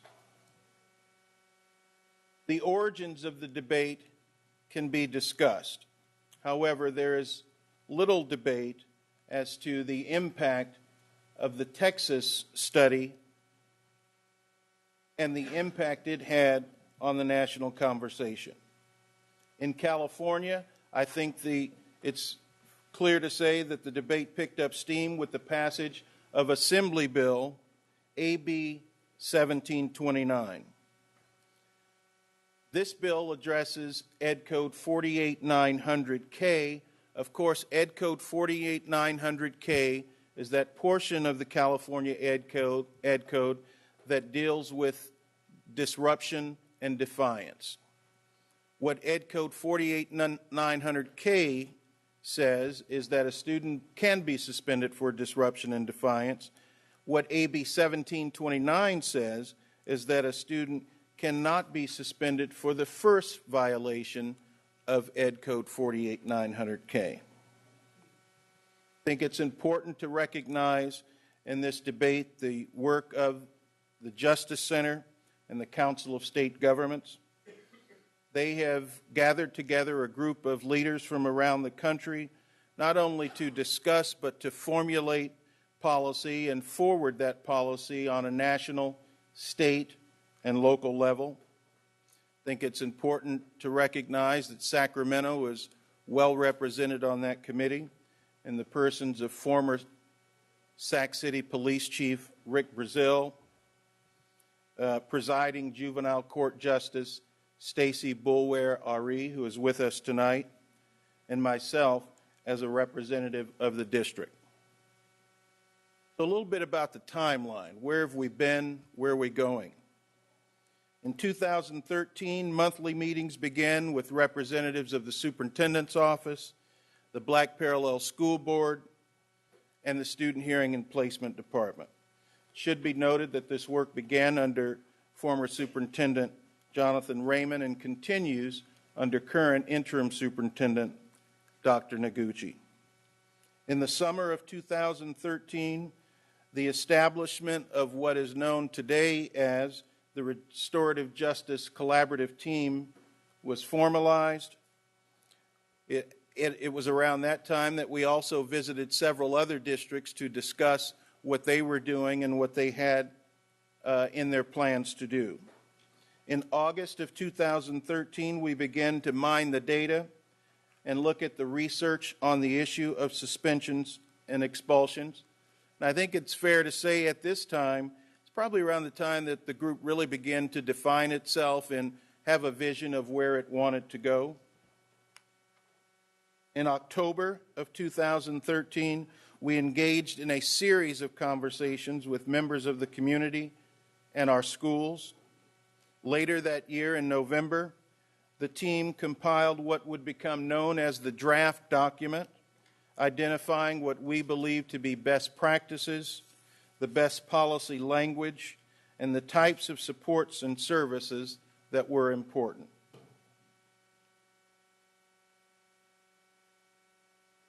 In February of that year, we continued to gauge our stakeholders around this draft document and continued to seek feedback.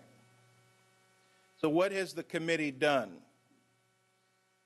In February, we used language from this draft document to create Resolution 2789, which became known as the establishment of the Whole Child Policy. In March of this year, you adopted that policy. We continued to revise the document with several rewrites and vet it with our stakeholders. And here we are tonight for the first reading, seeking your input. From the beginning, we've recognized that feedback and engaging our stakeholders are important. I think it's important to recognize the input and participation of the Youth Development Department under Stacy Bell's leadership. From the beginning, they have stressed the importance of involving students in this process. Tonight, we have students from the Men's Leadership Academy, a group on 6 or 7 of our campuses. Many of these students have experienced various types of crises or are coming from crisis situations. This group seeks to elevate them socially and academically, and it's proving to be quite successful, and we have representatives from the Men's Leadership Academy here. We presented to advisory groups and parent organizations, most notably or specifically the DAC and PTA. We presented at community meetings, multiple community meetings. We shared the information with our union partners, and it should be mentioned that SCTA included it in one of their monthly letters, and we are appreciative of that. We shared the document with principal and teachers on multiple occasions. And finally, we created an online survey available to all district staff. So what are the recommended changes? An amended policy 5144 has 4 additional paragraphs. The policy sets forth a framework for implementing alternatives to the current disciplinary system. Policy goes on to develop a matrix, a district matrix, which would then be forwarded to schools so that they could use the district matrix to develop their own site-level matrix. The policy separates willful defiance into 2 separate categories, one suspendable, one not suspendable.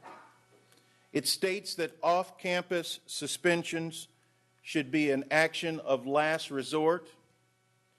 This also keeps us aligned with and in the spirit of AB 1729, which uses almost the same exact language.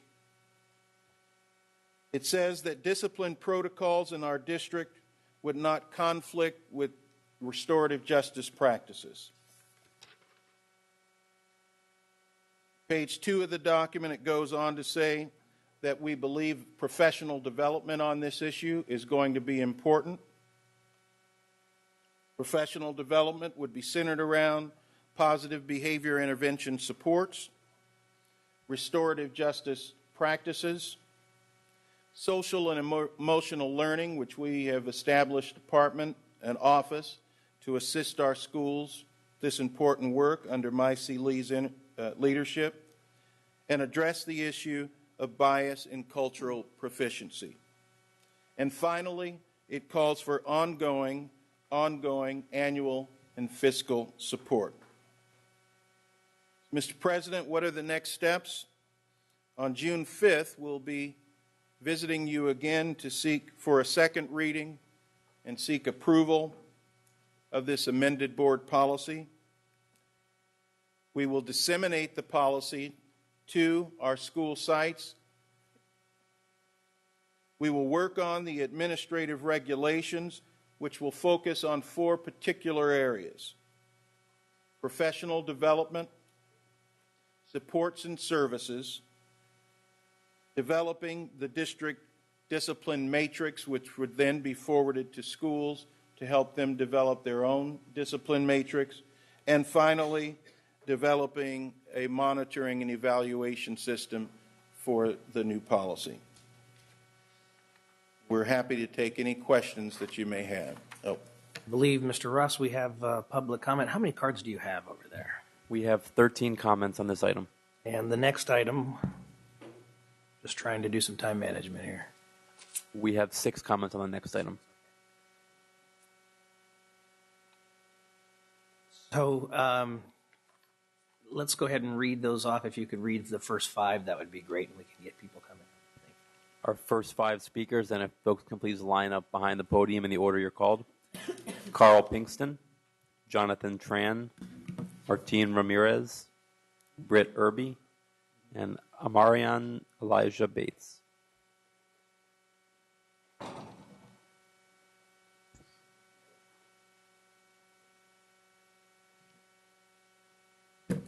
Good evening. My name is Carl Pinkston with the Black Parallel School Board. President Kennedy and Superintendent, she's not here, in spirit. Yes. She's been a part of our process for a very, very long time. Here she is. Oh, Superintendent Noguchi. Anyway, I just wanted, I'm going to have to do this fairly quickly just to give a backdrop about why we are here today. Just to let you know that the Black Parallel School Board ventured on this project in this area since 2011, but it began way back in 2008 around this particular issue. But to give you a sense of, I didn't know if this works. Basically, what I'm going to speak about is that, one, we've had a history of a disproportionate number of suspension and expulsion for a number of years. And it had peaked in 2009 and 10 and has been declining ever since. But not just for Sac City Unified School District, but for every school district. We're not the only ones, but we're one of many. But to get a sense, I want you to pay attention to the orange piece, which is the orange piece basically is that is reflective of the enrollment for 2012 and 13, which is the African Americans, which only represent approximately 20%, 19, and 30% is Hispanic. But just look at the pie chart for a minute. In the same year, 2013, for just suspension occurrences for African American, that orange is disproportionate, 44%, and about 31% for Latinos. Of that, which is also very interesting, is that the disproportionate share of suspension and expulsion are for willful defiance, and that's about 30% of all suspensions. Again, just looking at just the orange piece, okay? Carl, by the way, I'm letting you go over because you've been an integral part of the process, so you're practically like a part of the staff report. So, I know. So go ahead. Thank you. Just in the area of willful defiance, as you notice how large that orange piece, which is the African American, which is about somewhere around 48%, it's really, really, really high and disproportionate. In fact, for willful defiance, 80% of willful defiance are because of student of color. Now, that's mostly primarily African Americans and Latino. And someone raised the issue of whether or not Southeast Asian are a part of this mix. They are. They also are part, Asians are part of it. But what happens is that the data hides it so well as to which Southeast Asians are disproportionately impacted because of suspension and expulsion. And they primarily fall among Hmong and Laotians.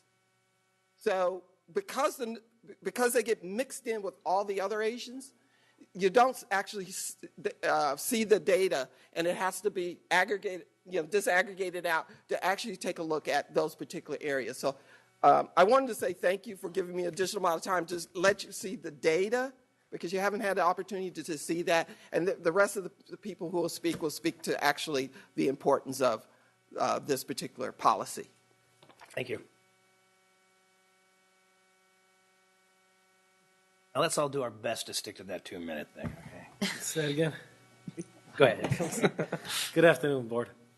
I am here as a representative of our district and also representative of all individual students attending schools throughout California. 13 years ago, I graduated from high school, King City High School in Monterey County. And 13 years ago, unfortunately, I was one of the few students, friends of mine, like individuals like myself, that graduated.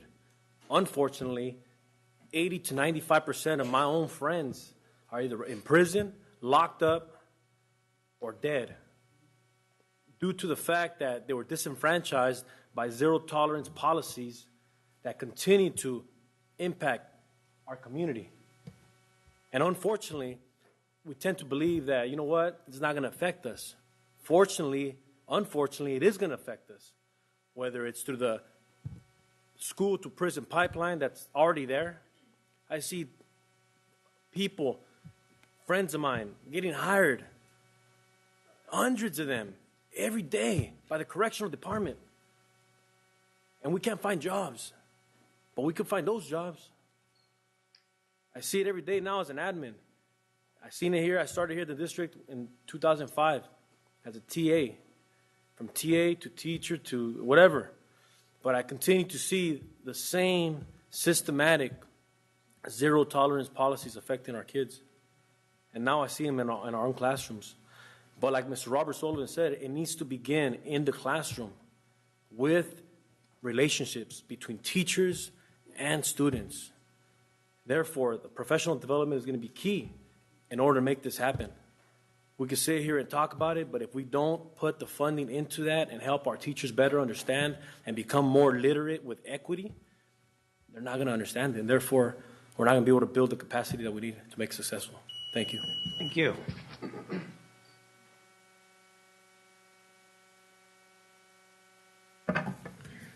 Good evening, Board. My name is Britt Irby.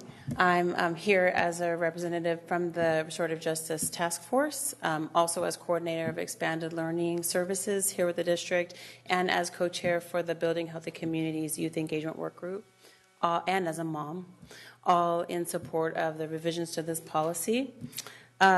We recognize as a district we do have an issue with disproportionate suspension, specifically for our African American and Latino males. And across the state, other cities and similar districts are creating restorative justice policies or revisions to policies, specifically and strategically around the Section K willful defiance. The students in our Men's Leadership Academy, and some of which are here tonight, we've come to all year about this issue, and many have their own personal experiences and suspensions around this particular willful defiance item, some of which included students reporting that they were suspended for yawning loudly, which was interpreted as disrespectful, or burping loudly, which resulted for one student in an at-home full-day suspension for being disruptive. So, what we know is that we're charged to stop treating these examples as isolated incidents and really address this as a systemic issue that we have, which requires a district-wide approach. So really grateful for the opportunity to have been part of this team and this work, because it's what our boys need and our students deserve. Thanks.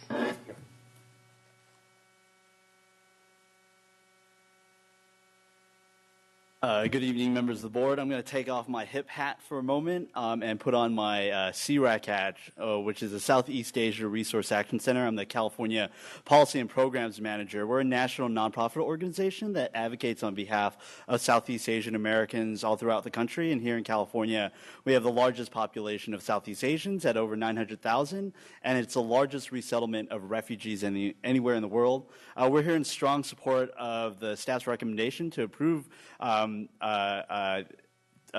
to adopt these recommendations for two primary reasons. First, if looking at the data in regards to Asian American students, what we reveal is that while the number is relatively small in comparison to our Latino and African American brothers and sisters, the number of Asian American students that are repeatedly suspended or expelled or pushed out of the schools is relatively high in comparison to those other communities. What this speaks to is a lack of intervention and the lack of effectiveness of these types of policies to keep these students from repeatedly being suspended. So I think this is a step in the right direction for Asian American students that are caught or that fall through the cracks. The second is that in solidarity with our Latino and African American brothers and sisters is that the repeated suspension and expulsion of these students in the classroom disrupts the overall school climate. So while Asian Americans represent a small proportion of the individuals that are pushed out of these schools, at the end of the day, these types of policies that disproportionately impact Latino and African American students affects all students and throughout the campus. And so for those reasons, we urge you to approve these recommendations. We have the unique perspective of comparing Sacramento to districts like Long Beach and LA Unified that are adopting similar resolutions. We think that Sacramento can go above and beyond and really set the standard for the rest of the state moving forward. So thank you. Thank you.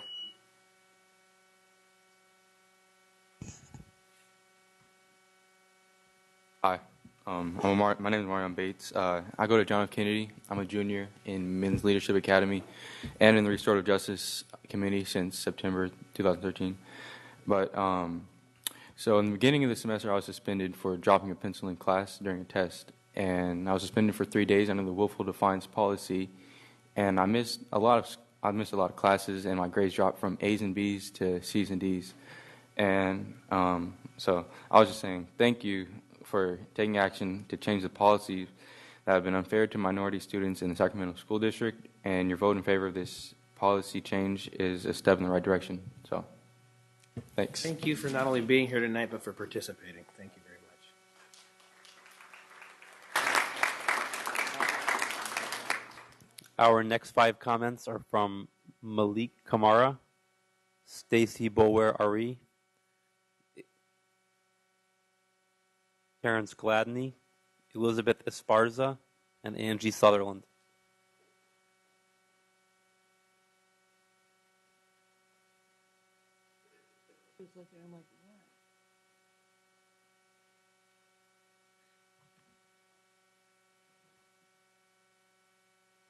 Waiting for you, Patrick. I can hear you over there. Go ahead.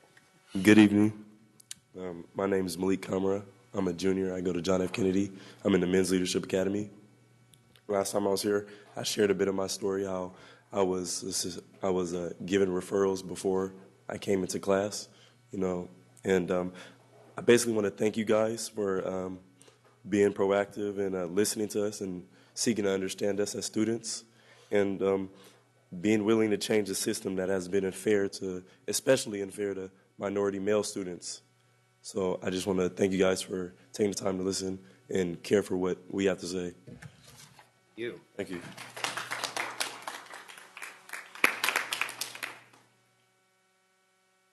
Good evening. As Mr. Brown indicated, I'm Stacy Bulwer-Urey, and I have the privilege and the humbling responsibility of serving as Sacramento's presiding juvenile court judge. As Chief Justice Tani Cantil-Sakaui has stated, when children are not in school and don't graduate from high school, they are at greater risk for entering the juvenile justice system. The judicial system can't wait until that happens. We need to recognize this looming problem and create the partnerships needed to return these children to their schools and to become productive members of society. When students act out, it can be a turning point in their lives and an opportunity to steer them back on the right track. But too often, we're missing that opportunity with a suspension-first approach which pushes students away from the classroom and towards the juvenile justice system. I have the opportunity, both on a local, state, and national level, to engage in this conversation. I am here as your presiding juvenile court judge to recognize and to highlight the fact that when students are not in the classroom, they tend to be on the street. They don't have a job. They're looking for something to do, and too often that results in behavior that brings them before my court. Some of the data that Carl referenced, it's not just students who get involved with juvenile justice. Some of these policies disproportionately impact foster students, foster care students, students with disabilities, students with mental health issues. As a juvenile court judge, when I come up with resolutions and dispositional orders, it's my responsibility to fashion orders that support the youth and their families, to stabilize them, to give them the opportunity to move forward.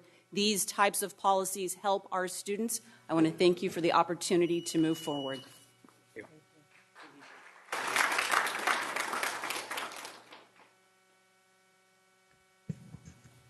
Good evening, Board, President Kennedy, Interim Superintendent Noguchi.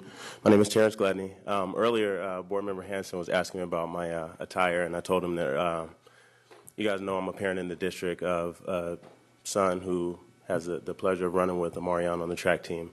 And I want to congratulate Amarian. I mean, his dedication, I've seen him grow over this track season, but he's also a leader out there amongst his peers. So congratulations to Men Leadership Academy because they are building leaders. I'm also a parent at Cabrillo, and we do a running club on Thursdays, so that's why I'm dressed down, I guess. But, to the kids, I'm dressed appropriately.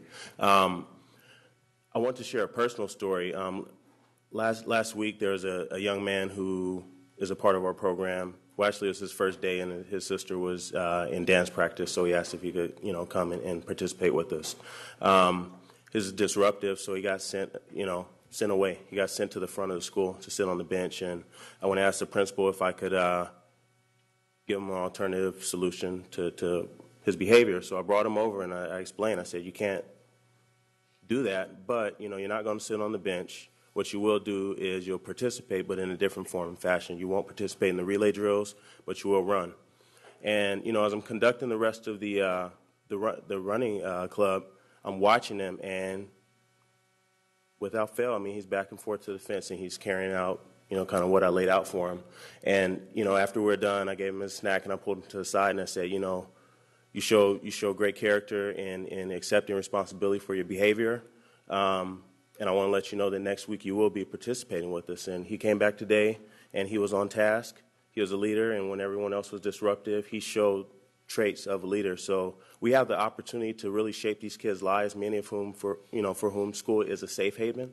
We talk about inclusiveness and diversity, but when we're excluding certain kids, we're becoming less diverse and we're becoming exclusive. So thank you, guys. Thank you.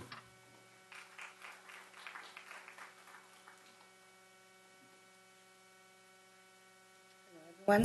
My name is Elizabeth Esparza. I'm a mother of 2 children at Bret Harte and a mother of a son at Calmetto. I'm a student at Sacramento State. I'm a senior. I'm a McNair scholar. I've done research and blah, blah, blah, blah. I came here with research, me too, that I've done on this subject, but I'm going to speak to you in a personal matter. I think that's where I should start.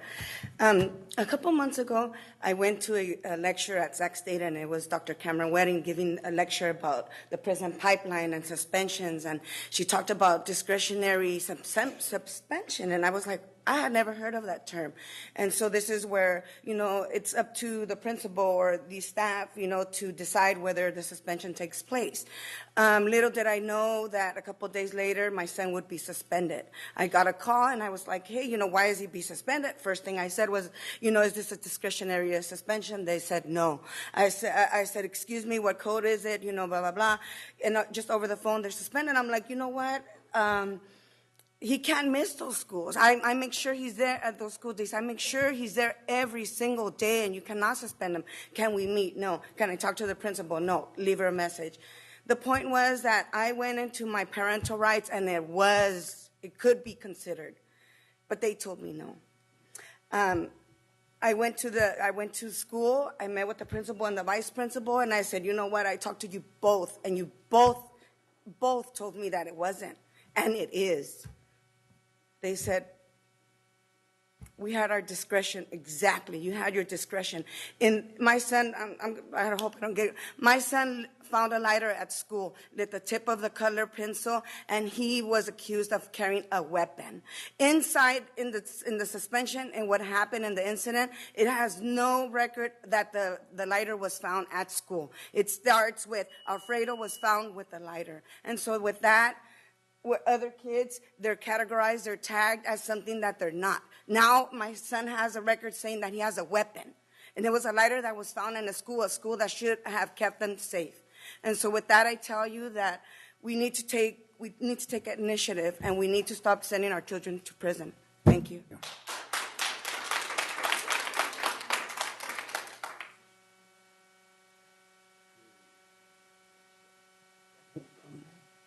Greetings, everyone.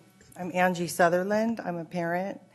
I wanted to comment on the resolution. I think it's awesome. I think that this is the positive discipline is something that has deeply impacted me and my daughter in this district and many other children and families as well. So I'm happy to see that there's going to be some positive changes and programs and more professional development around discipline. We need to move away from these punitive approaches and come up with more proactive approaches. I also wanted to talk about students with disabilities. The data shows that they are suspended 2 times as often as students without disabilities. I did provide a written comment, and there are some artwork from my daughter about how it feels to actually be removed from the class. She's been removed probably 40 times just since January from the classroom, and suspended once. And I keep asking, how do we teach replacement behaviors? How do we teach positive behavior versus just dealing with the behavior as it comes? There are great plans in place, but the implementation of those plans is very difficult because of the professional development is just not there to support it. And I'd really like to be a part of this restorative justice Collaborative. I think it's great. I had never heard of it. I think it would be great if they could come and also get input from parents and students with disabilities. I'm really excited about it, and I just wanted to say thank you. And you have Thank you. We have your comments. Yes. You have my daughter's artwork. Thank you very much.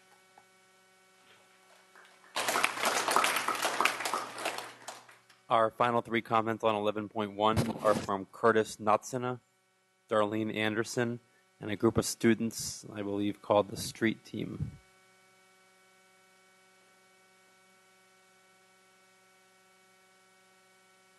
Good evening, Mr. President and members of the board and Madam Superintendent. My name is Curtis Natsina, and I'm the Policy Director to Assemblymember Tom Amiano, who authored AB 1729. I'm here to speak in support tonight of the proposed policy changes. In 1729, we worked very closely with the American Civil Liberties Union, Public Counsel, and the Youth Law Center to craft this policy that really reaffirms alternative means of correction, and especially alternative means of correction prior to suspension or expulsion, and encouraged effective school discipline policies through identifying and codifying what some of those alternative means can include. And it's very encouraging to hear the tremendous amount of work that's going into implementing these processes and the inclusiveness of this process here in my home district. And over-reliance on suspensions and expulsions can have devastating effects on students, their futures, and our communities. And Assemblymember Amiano also chairs the Assembly Committee on Public Safety and the Select Committee on Justice Reinvestment. And through the past year, we've been conducting hearings throughout the state on justice reinvestment to look at our prison overcrowding and other correctional policies here in the state. And a common theme that has come up through all of our speakers, which have included district attorneys, judges, law enforcement, educators, and community-based organizations, are that effective school discipline can either continue to feed or help stem our school-to-prison pipeline. So thank you very much.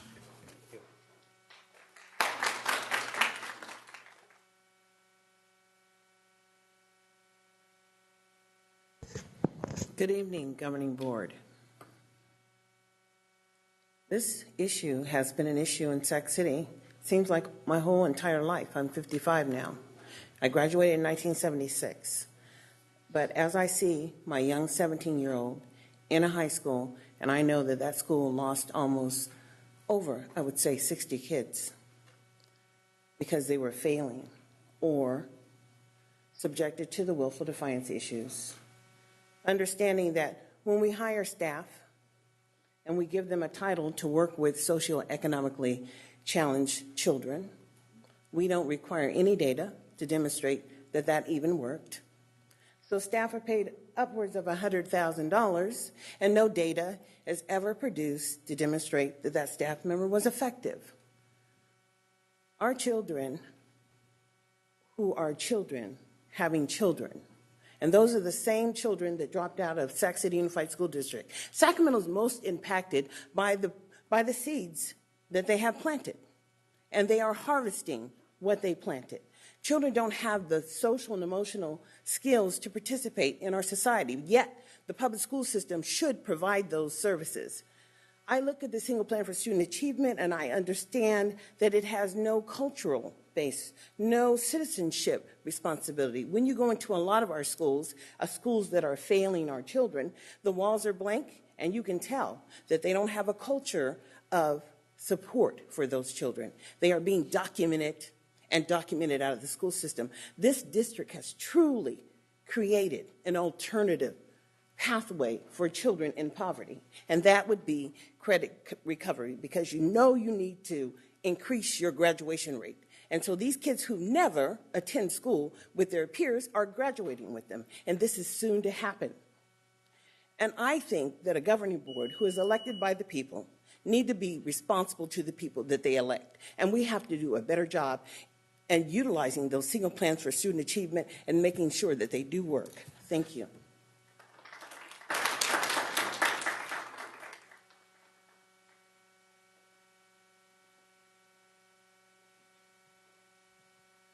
Hi, we're Street Team, and that stands for Students Together. We play Students Together Reducing Exploitation and Trafficking, and we are made up of survivors and peer allies. And what we basically do is inform, prevent, and lower statistics of sexual prostitution in the Sacramento School District. My fellow members and I support this policy because all of us have been affected by abusive school discipline because of our ethnicity. Street Team believes in this policy because when youth are pushed out of school, they become involved in criminal activity, including sexual exploitation. Hi, my name is James. I recently had an incident visiting my home school, Herm Johnson, where I went to the front office and they told me I had to get off campus because I was a threat to the school campus. Because of my past as being gang affiliated, no one had a hope in me except for my school counselor and a few teachers, who I thank very much. I am an early graduate, and I recently signed up for college. Now, you can judge me by the way I look and the way I talk, but I am going to make it. All we ask, my team and I, is believe in us and have faith in us, not only as young adults, but as youth, and we will get there. Thank you.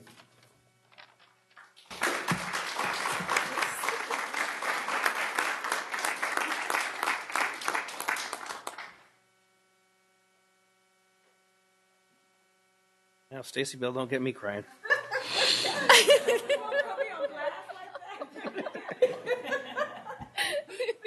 I'm not looking Any more? at you. Member Rodriguez. Thank you, President Kennedy.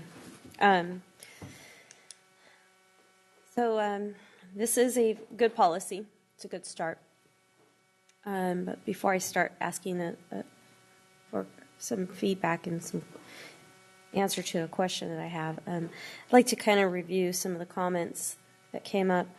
First of all, thank you to Carl Pinkston for the Southeast Asian data. That was a question that I asked the last time. So I thank you so much for bringing that forward, because I knew Southeast Asians were disproportionately impacted out of the whole Asian group. Second of all, thank you, Mr. Washington Nationals. Do you know the hat you're wearing is Washington Nationals? Thank you. Love the team. You hit a chord with me right now. My nephew was part of this district and was identified as somebody who was gang affiliated, and he didn't belong to a gang. His life today is far more different, and he could have been a very productive individual had he not been identified as such. A young, bright, brilliant young man who all he ever requested was somebody to believe in him. And it's a shame that we're still doing that to our children in our district, which goes right into Mr. Martin Ramirez. You're absolutely right. It has to be in the classroom. We have to have stronger staff development, and we have to impress upon them that this is in their hands and this is in their responsibility. Because we can no longer continue to produce children who drop out of our system, not only in Sacramento, but throughout the state of California, because this affects every single individual who lives in our state. It affects our economy, and it affects the future of where we're going. And then it wasn't mentioned in the public comment, but I did read what was submitted to us. The website doesn't have, I guess it's hard to find where we have the restorative justice. So perhaps we should look into that because our written comments that were from the public commenter stated she could not find restorative justice information on our website. And I think that should be available to all. Now this is leading into my question. I've read the policy, and it didn't dawn on to me until right now I'm looking out to this audience. We just had an item before this where we had parents in here. And if we really want to make some change in this district, we should also include parents in this policy. What are their responsibilities to uphold this policy as well? Because unless and until you get that partnership with our parents and they're filling up our seats here as well in support of this, then we're just trying to fix the issue at our door instead of collaborating with our community that we serve. So where's our parent piece, or can we include this in our next reading? We certainly can include it. I would also state that, and that's very much appreciated, parents have been a part of the process and meeting with us really from the beginning. You may not see many of them here tonight, but I assure you that their voice is all over the policy amendment recommendation. I'd like to see some stronger, more presence in the policy, because whether they were part of creating the policy, unless we name them as responsible parties to this, then they automatically assume, and that's not my level of responsibility, it's at home. But I talk about the partnership. It's a 50-50. It's our side as parents, your side as the school environment, right? I'm going to add something. Member Rodriguez, we really grappled with that concept in meetings. Really, the work of the board policy is pretty much the vision on where we start. The administrative regulations really are going to outline step by step for the different interest groups, both the students, the teachers, the principals, the parents. So what does it look like? How do we create action steps that will allow this board policy to come alive? So that has been very much part of the conversation.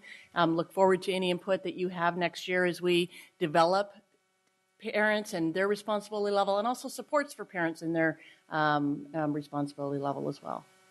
So in response to that, as somebody who's worked with policy, unless it's implied in policy, the good intentions get lost. So we have to put a sentence at least in here. So I'd like to see something to that effect. Okay, thank you. Board Member Kovalchuk. Thank you, Board President Kennedy. I'd like to thank the work of the youth development staff and all the other adults who helped the students out in making this policy and just the logistics of it. I also would like to thank you for taking my recommendation that I had brought from the Student Advisory Council when we just had seen the whole child policy resolution at the board level. And what I had said was that unless teachers have some sort of training, a teacher that's been teaching a certain way for 40 years is not going to change something. And it's amazing to see that this is exactly what we're talking about, and just so supportive of all the students that we have. And just in general, I'd like to say the Student Advisory Council also had an input in this revision process, and we included our comments, and we're very happy with how it's turning out. Thank you. Mercunio. Thank you, President Kennedy. I just wanted to take a moment. I'll be short tonight, as I believe I blathered on and on in regards when we passed the resolution. So I just want to thank everybody. I want to thank staff for all their hard work and dedication to this issue. I want to thank the students who showed up, not only tonight, but throughout the process, and lended their voice and lended their stories and their narratives to this issue. And I want to thank our community partners as well, because I don't think without them we'd be here either. I will take a moment at this point to personally thank the presiding judge of juvenile court, which I appear in, Judge Bulwer Yuri. I will say that, I appreciate your leadership on this issue. I appreciate your commitment to equity and access in both the justice system and the education system. And I applaud your willingness to step down from the bench, join the community conversations that are necessary to change policy, and move policy and do better by our kids every day. Vice President Wu. Thank you, President Kennedy. I want to echo my colleague, Member Cuneo's comments. Especially want to thank Honorable Stacy Bulwer-Uri for coming down this evening to sharing with us your thoughts and the importance of the work that we're doing. I want to thank the staff and the Restorative Justice Collaborative with the work they're doing. It has dawned on me, however, and because of this, I want to thank Darlene Anderson for reminding me about data, and I want to thank Mr. Pinkston for bringing in the pie charts. And as I was reflecting back on our resolution 2789 regarding the whole child policy, and I'm thinking about moving forward with restorative justice, how in the future will we have an indication that we have succeeded in our work?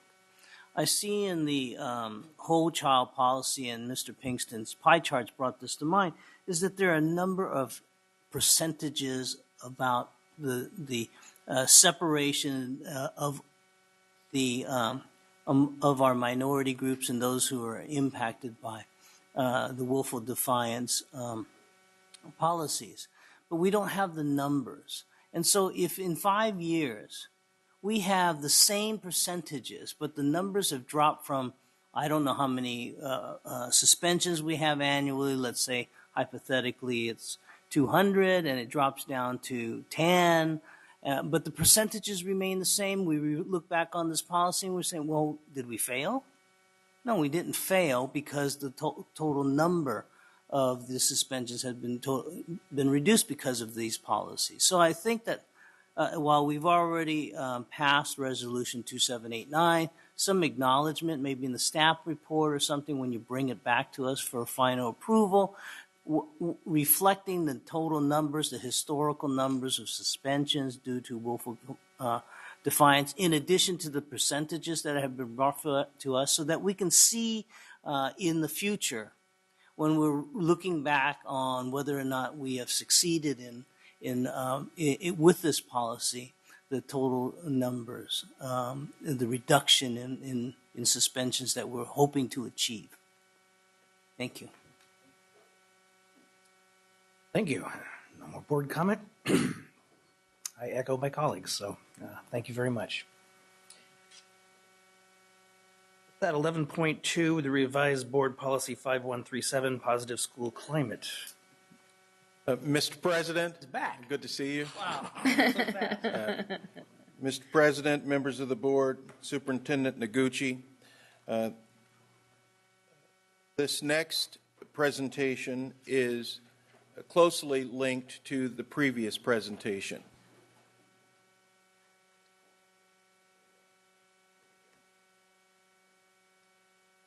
Sometimes when you change one board policy, it's important, or recommend a change to board policy, it's important that you also address policies that are closely linked.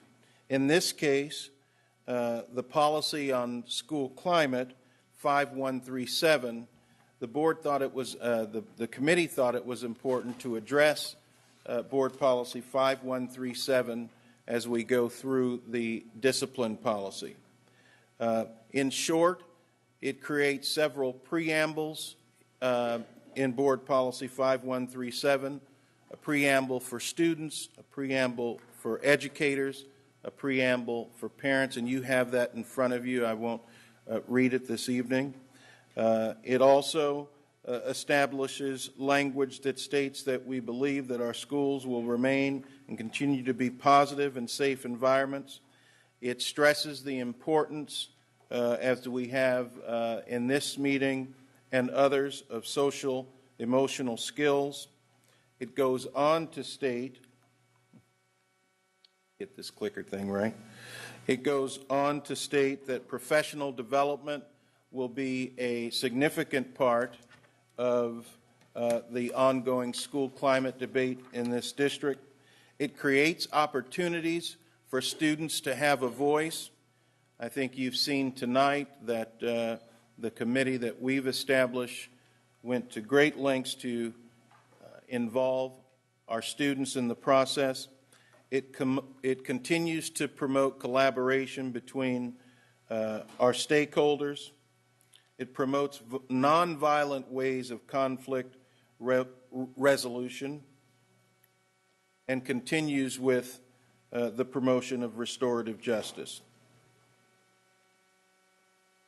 The change to Board Policy 5137 goes on to state to place an emphasis on relationship building skills and stresses the importance of professional development for staff, students, parents, as well as volunteers.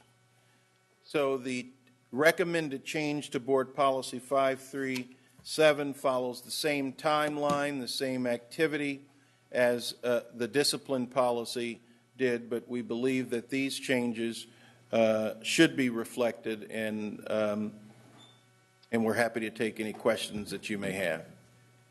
Thank you. I believe we have public comment. Mr. Ross. We have 6 comments on 11.2. The first 4 comments are from Nikki Malevsky, Carl Pinkston, Martine Ramirez, and Britt Irby.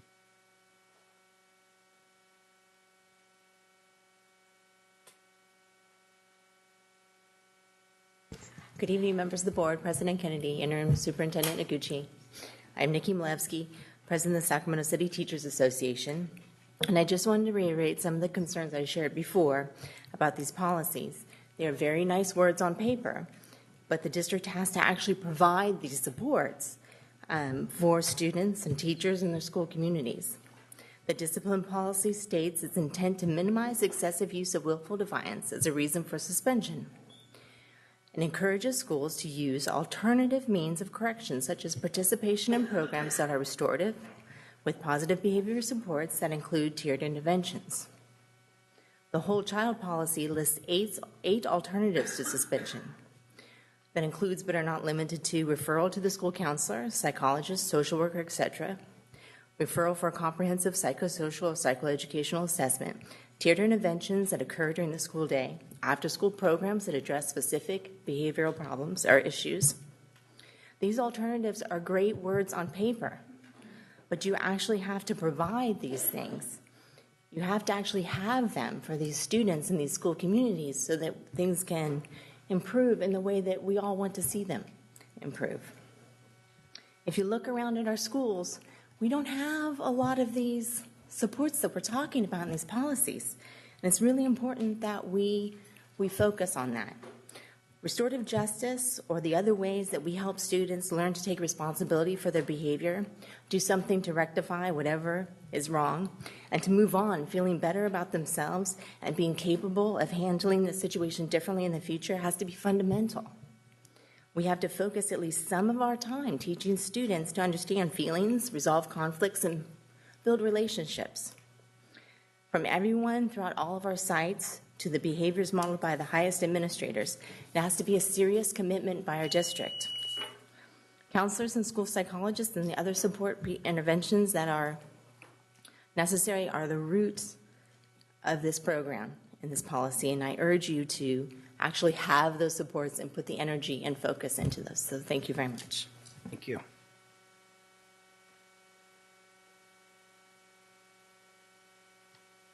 Carl Pinkston from Black Parallel School Board. I won't have any graphics right now, so I'm gonna play the part of my friend Martine.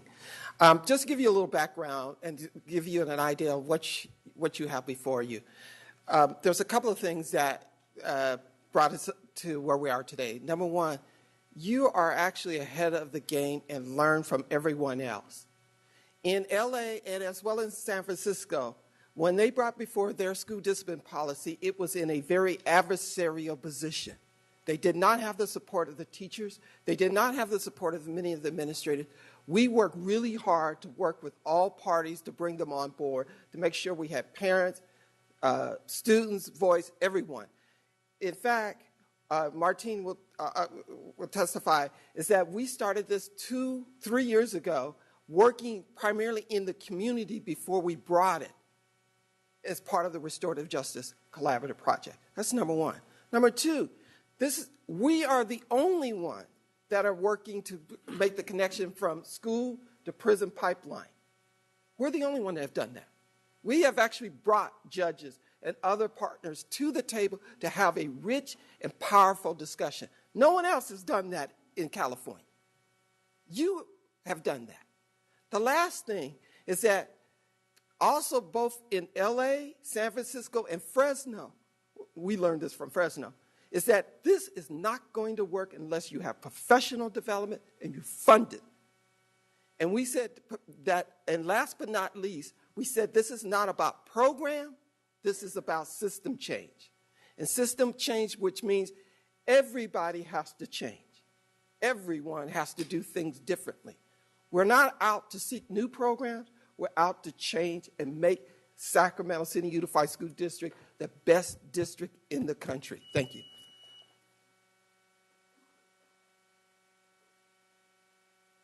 I'll keep it short. I know we all want to go home sometime. But with that said, I just wanted to say that connected to our discipline policy proposal, the school climate proposal is connected. It goes hand in hand because at the same time that we damage or hurt relationships among students and teachers, we need to mend those relationships. Because without having structures in place where when a student leaves or is asked to leave from a classroom and then it comes back and there is no system in place where that relationship has time to mend itself, it's a matter of time that something's going to happen when that student or that teacher is stressed out and once again is going to create, it just creates that anxiety. Not only among that student coming back into that classroom, because he or she is just waiting for any little thing to happen to explode, right? And I've seen it happen. As a student myself, as a teacher myself, and now as an administrator. We cannot be in every single class, every single minute of the day, and we would love to. We are in so many different places as admin and as a teacher, so, you know, whether, it don't matter what background you have, but just having that connection, that human element is key. And so with that said, I just wanted to say that we're going in the right direction. 6-7 years ago when I first came here and I ended up at Burbank, I was pushing for this work. And fortunately, we're on the right track. So let's keep it going. Thank you.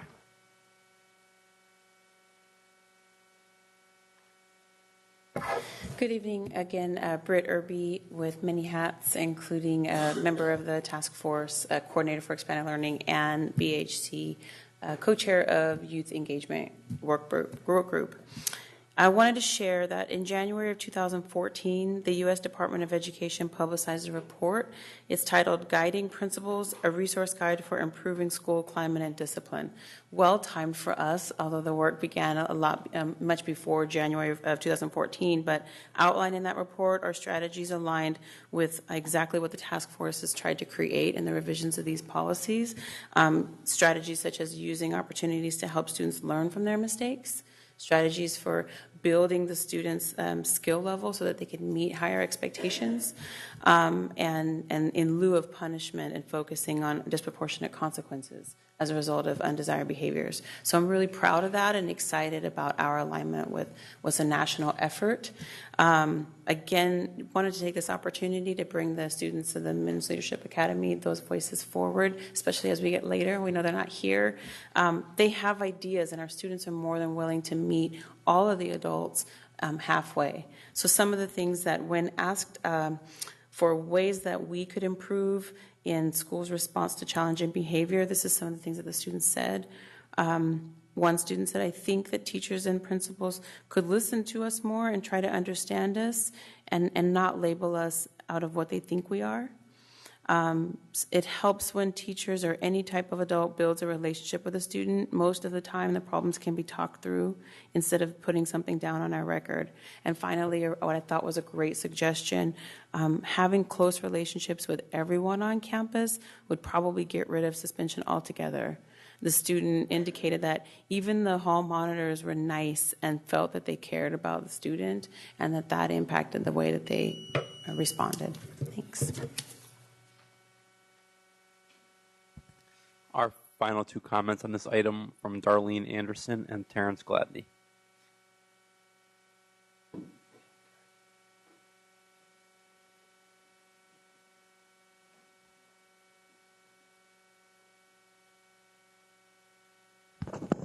Good evening once again, Darlene Anderson.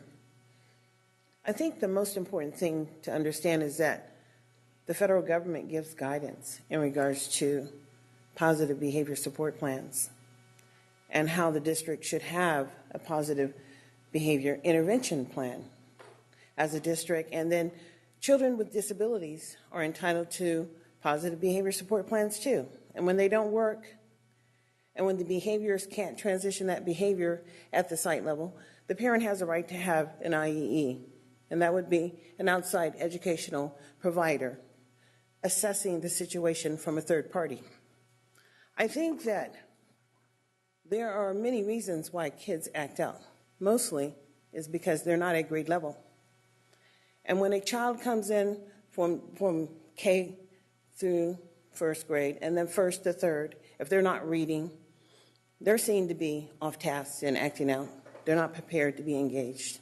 Then you go from third to sixth, and those kids are far, far behind. And then you look at seventh and eighth, and those kids have nothing done to catch them up. So you have a seventh and eighth grader reading at third grade level, and you expect them to do the work as a teacher is crazy to me.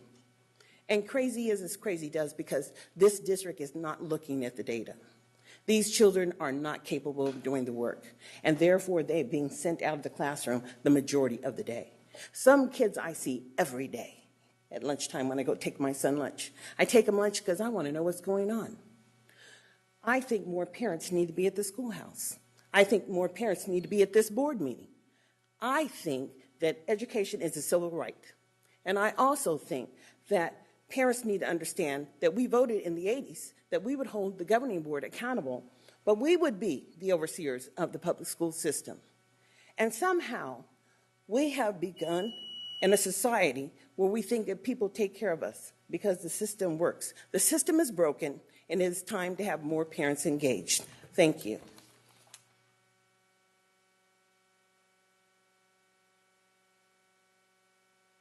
That is a very subtle shirt there, Mr. Gladney. I have to make sure the kids can see me. Again, Terrence Gladney, parent. I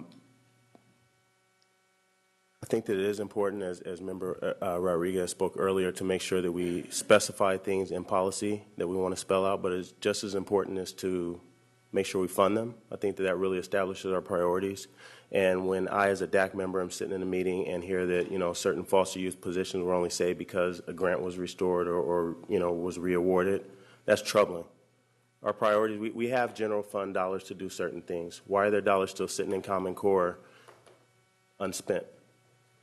When we look at the LCAP as community members and we're discussing the LCAP independently, it's troubling that we talk about school climate all throughout policy, but we see an increased spending in SROs.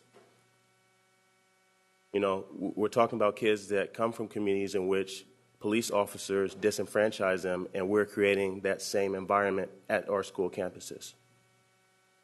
Again, this is supposed to be the safe haven for some kids, just like we've implemented supper programs because the only meals that some kids receive is at school. We increase those services. Let's increase the number of meals that can institute and create a positive environment and alleviate a lot of these behaviors just by their presence and show these young men and women the right way to behave and the path to being productive adults. Mr. Vasaya, who's, as he says, is a community advocate, he told me his story about his presence alone reshaped his children's school climate. I can tell you, and any father that's been on a campus can tell you the feeling of being a superstar just as a male you're there, because that's something that's missing. And when kids see that something is possible, they start to form in their mind a pattern to making that something achievable. So we don't start at the end and say, okay, let's punish the behavior by adding additional officers. We say, what are the underlying behaviors and how we would fix them? And we fix that with positive adults like ourselves and like myself on the campus with the kids. Thank you.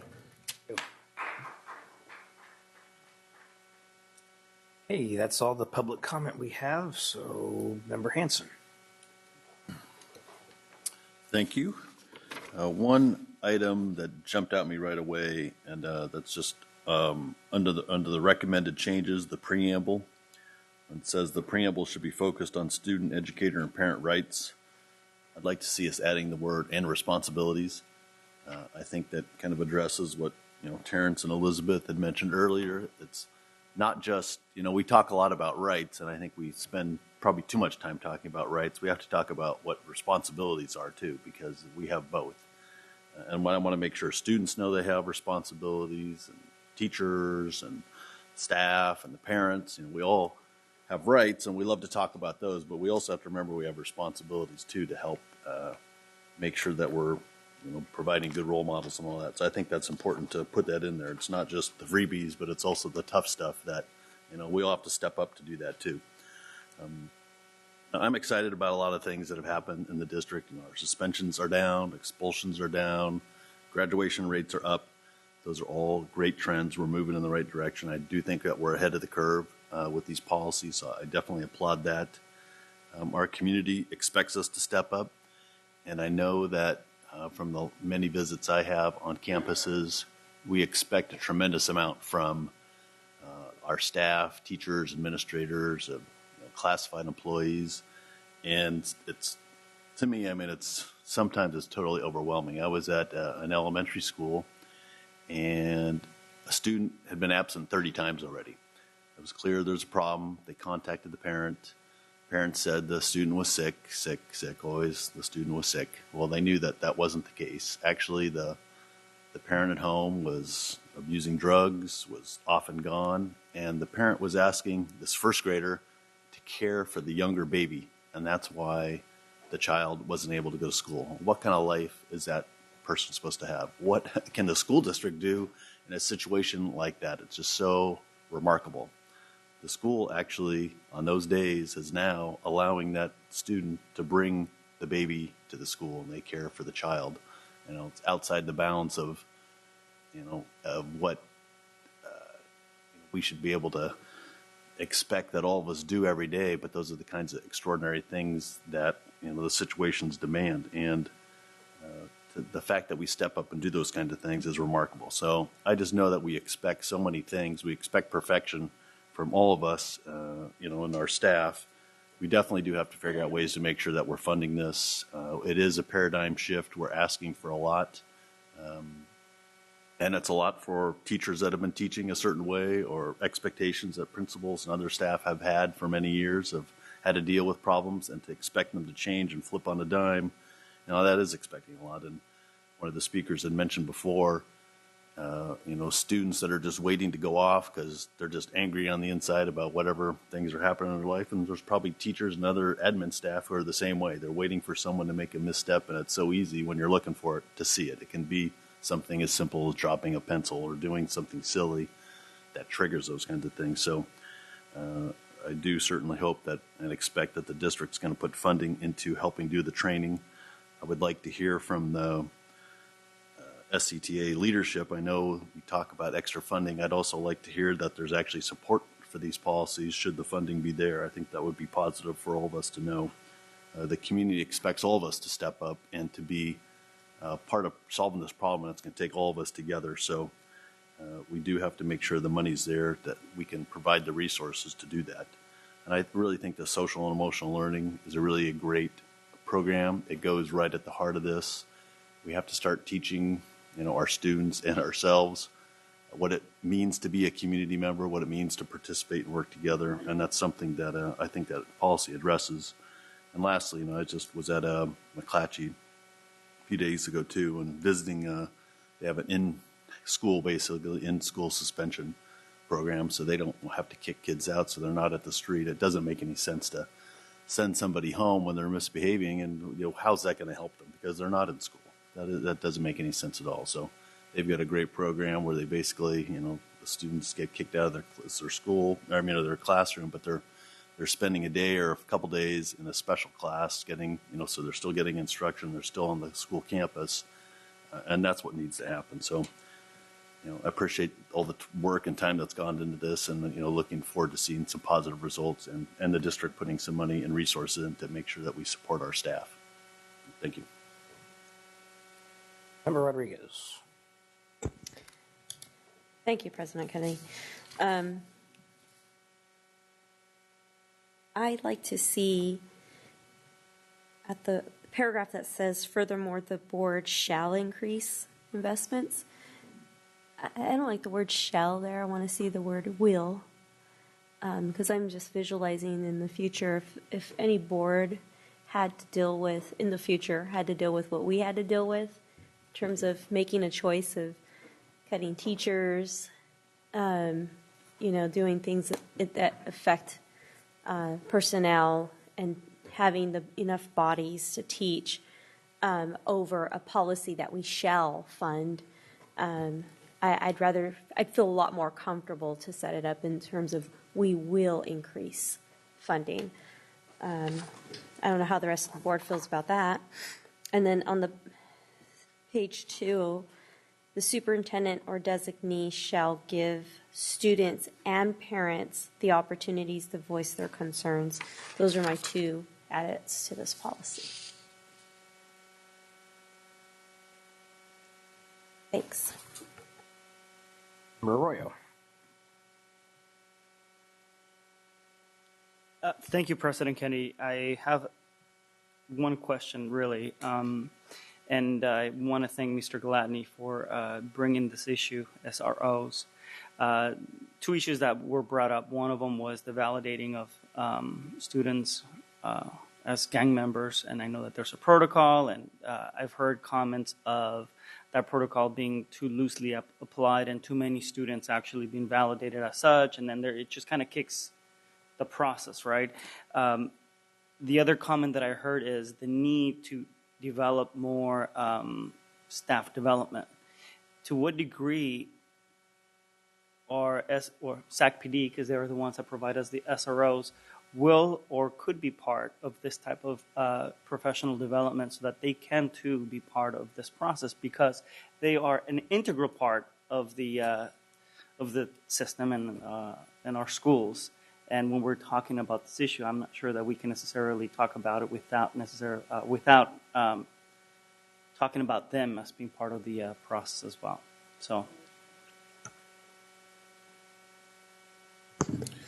You are exactly right, and you won't find the involvement of SACPD mentioned in the policy, but I think it's fair to say that we enjoy an excellent relationship with our SROs in SACPD, and I think that's an excellent recommendation that we as a committee should take into account when we bring what would be a final version to you.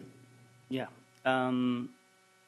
And I think that the idea of prevention rather than suppression in many instances as a tactic or as a modus operandi on how to deal with certain youth would also help. And I think that that will definitely be part of the solution and moving forward. So thank you.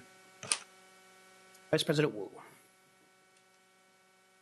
Mr. Brown, I guess my comment for this policy kind of piggybacks my last comment, which was how will we know that we have succeeded in the future? So you can give some consideration to how we're going to be able to 5 years down the road, 4 years down the road, as we look back at these board policies, that we have made a positive impact. I'd like to have that reflected somehow in the next presentation. Yes, sir.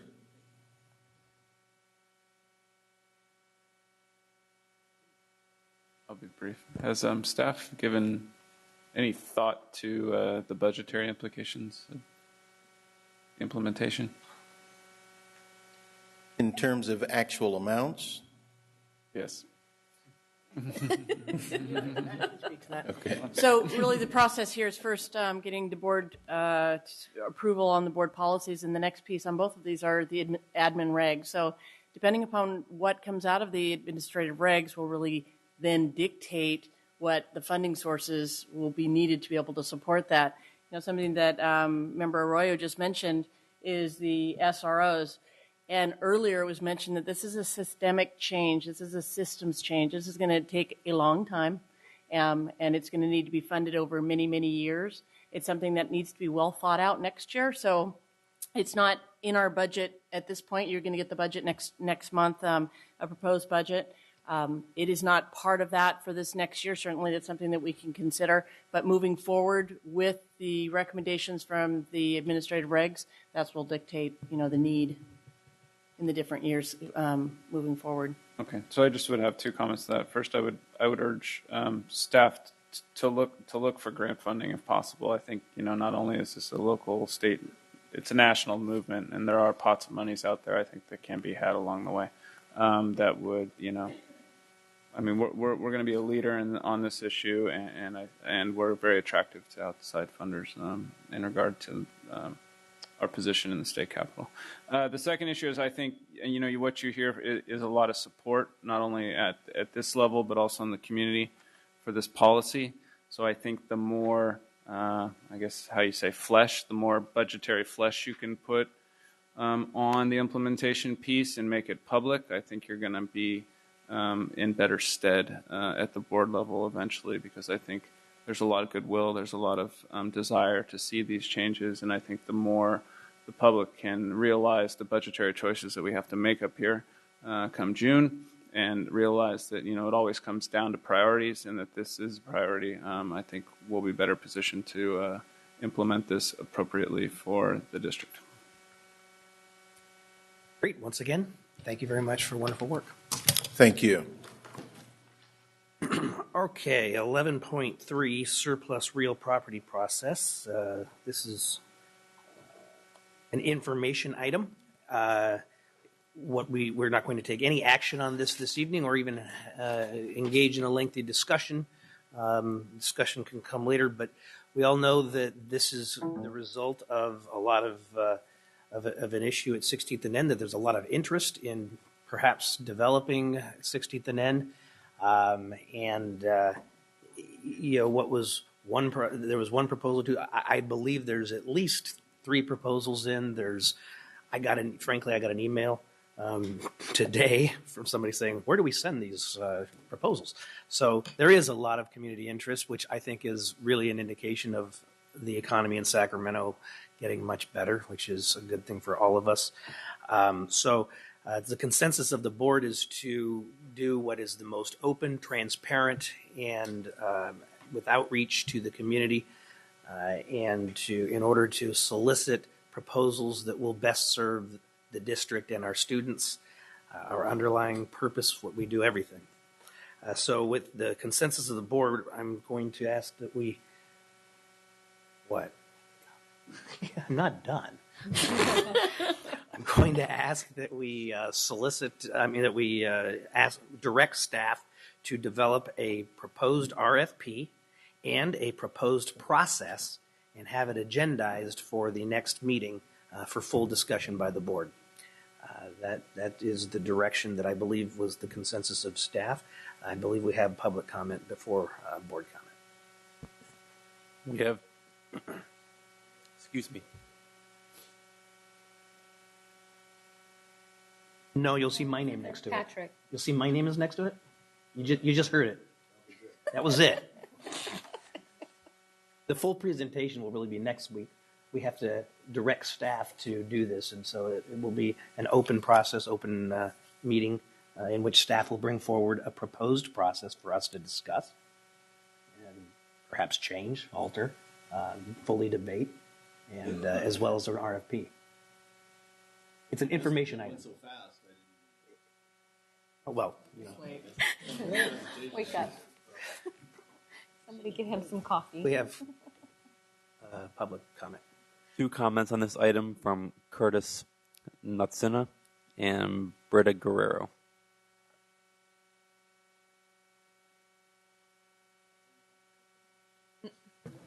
Good evening again, Mr. President, members of the board.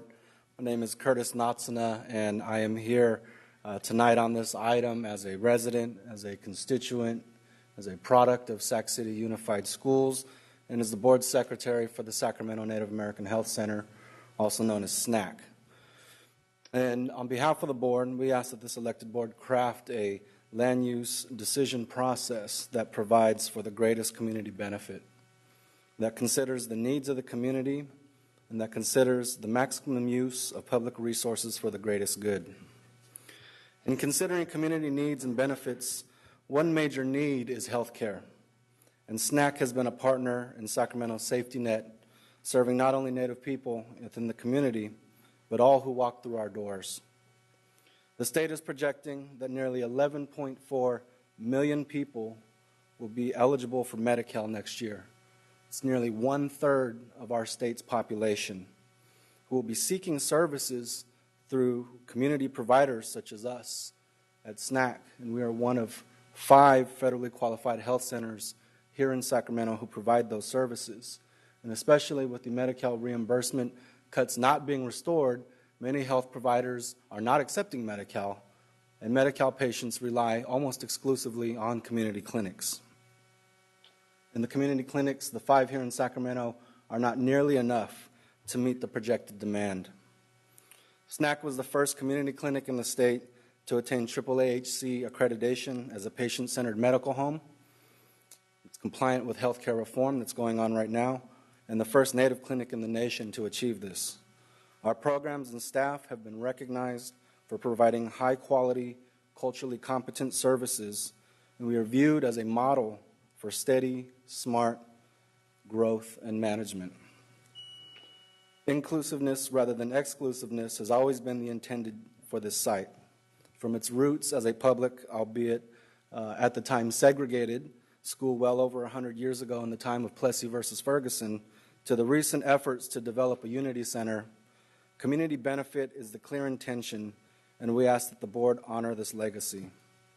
In closing, again, we ask that the priority for this land use decision be for a project that serves the greatest number of people in Midtown and the region, with benefits that transcend today and will better serve future generations.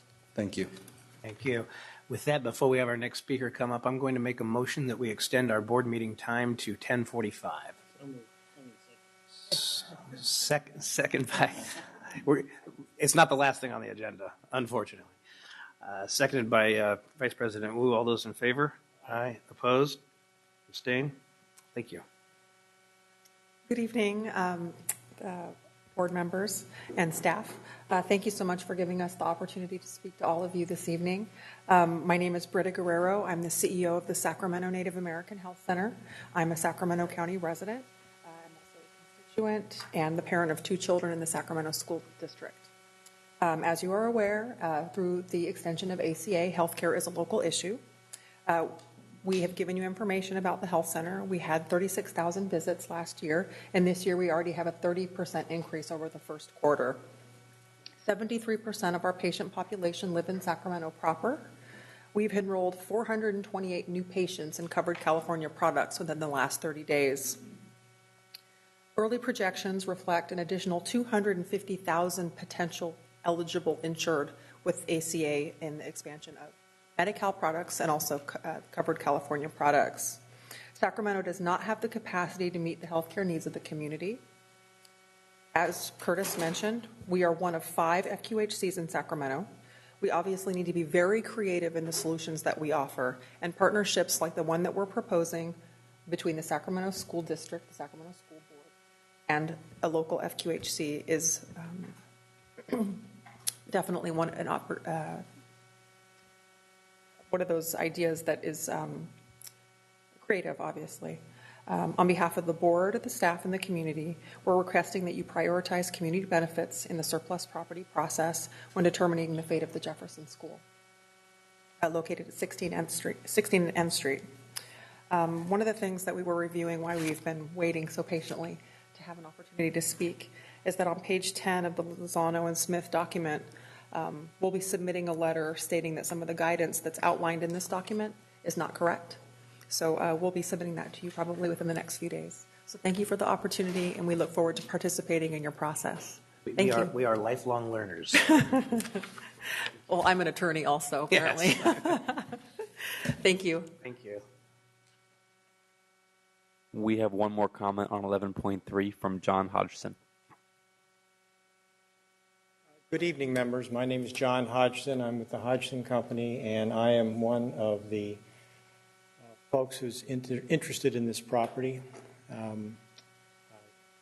We are the ones that originally started this discussion, or at least the most recent version of this discussion, with our proposal to exchange property that we have acquired that we believe the school district might be interested in directly adjacent to the central kitchen that you currently have out on Reading Avenue. I had not intended to speak, really just intended to kind of monitor the discussion today, but I really think that that there's a lot of interest in this property. As I was quoted in the paper recently saying, this is really the crown jewel of Midtown. I live 2 blocks and work 2 blocks from this location. I'm very familiar with the area. And I'm really hoping that your decision is based on the best interest of the school district and that the land use decisions themselves are left to the city of Sacramento, which has the zoning and conditional use permits and all those requirements.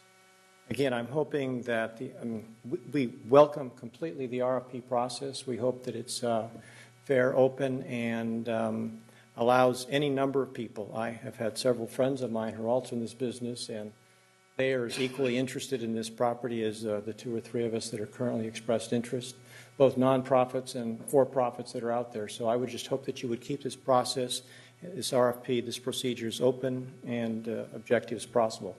Obviously, transparency is the word that you're using. I think that's important also, and we intend to submit depending on whatever RFP you have. Thank you.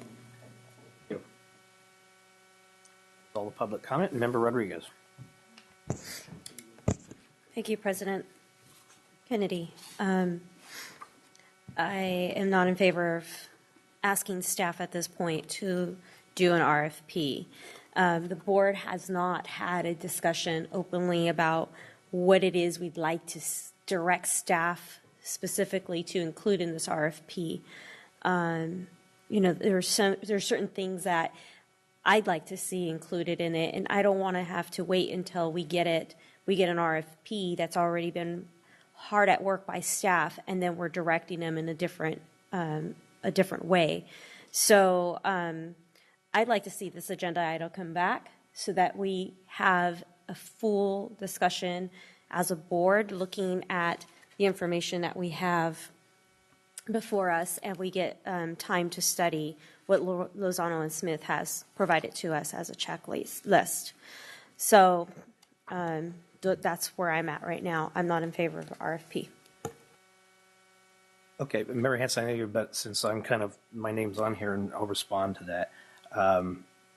You know, the reason that I'm not asking for a full, I'm asking us to put something on the table for us to have the discussion that I think you want to have.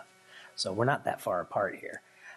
I'm certainly not expecting staff to come forward next time with an RFP that is, you know, ready to go and hit the streets on the next day. That's not my intention at all. I just think that it is a good instrument to have a valuable, important discussion as far as what something like that would look like. The board ultimately will determine, with legal counsel's help and help of the professional staff, what that looks like. But it's not my intention to leave the next meeting necessarily with, you know, an entirely fleshed out process. I just think that it's a mechanism to start this discussion and have the board's input into the process.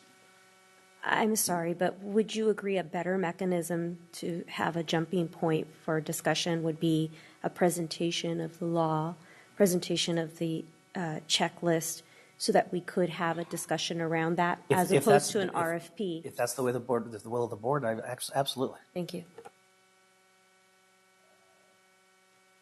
Arroyo. Thank you, President Kennedy. I could not concur more with Board Member Rodriguez on this. I think that just by looking at precedent, when we moved with the superintendent process, we first had a dialogue about what we wanted, what was a priority for us, and then the search firm that we hired then put together the criteria and then went to search for candidates. And I think that in the absence of any previous process on which to move with this, I think that that's the closest process that I can see moving forward. So I do concur with a need for the board to have a dialogue to see what is it that then we want in that RFP so that then they can move forward. But I think that otherwise we'll be putting the horse behind the cart. I think the horse should be behind the cart, shouldn't it? No, I'm kidding. I'm joking. Again, I don't disagree with you at all. I don't disagree with you at all. I was just proposing a process to get the discussion going. Member Hanson.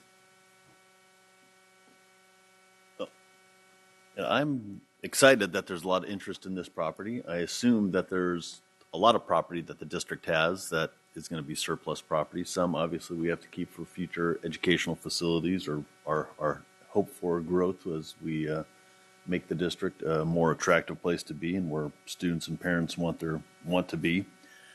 I think that for me, I want to look at, and I'll just talk to what I think we should, when we're going to start thinking about prioritizing where we're looking to make these kind of decisions. I want us to work on maximizing the value to the district. I think that's critical.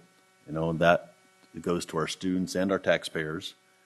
To me, I think that we can do a blend of different things. It's not just the bottom line of dollars. I think that we look at the dollars, obviously, is important, but I also see what kind of educational value can come out of that use of that facility. I think that's something that's absolutely in concurrence with what a school district should be about. What can be long-term and permanent benefits to the school district? I think all too often government as a whole, not just us or other school districts, give away something that's of great value. The school district isn't going away. We're going to be here forever. That's the idea.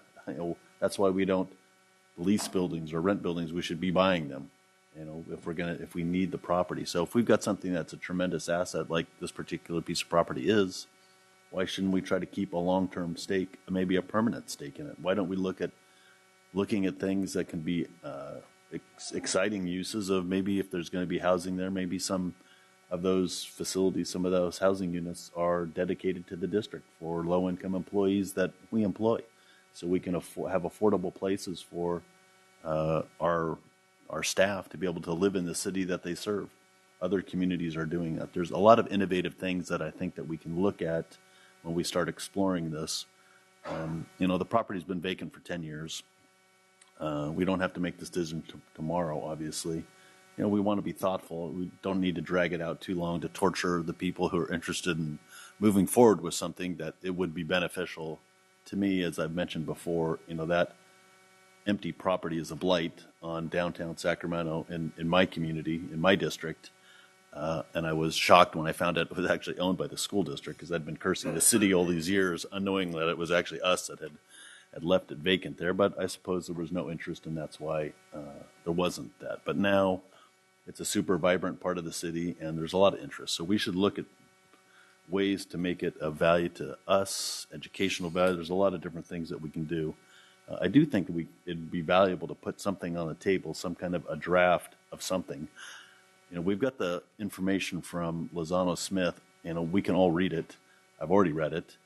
I think we have way too many presentations as it is. I mean, we're all intelligent and we can read things beforehand and be prepared to have a discussion. So maybe we might consider something different we have a facilities committee. Maybe we come up with a couple ideas of a draft and we bring it back, and and it's just a discussion. It's not something for a vote right away, so it can be an orderly process. But or maybe I don't know if what the district's has current policy that exists for us already of how we dispose of surplus property. I've not seen anything written down about that.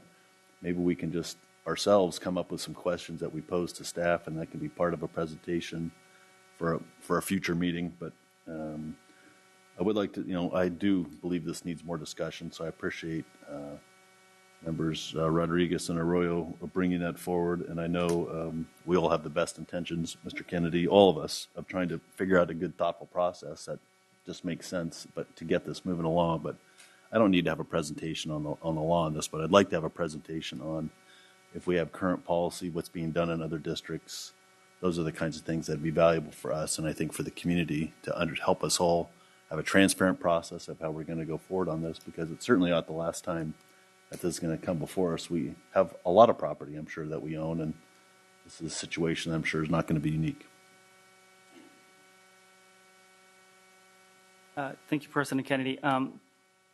I do think that we do need to have a review of the law. And I think that one of the public comment individuals mentioned that there are questions about what the memo says as far as if it's complete or if there are any questions about it.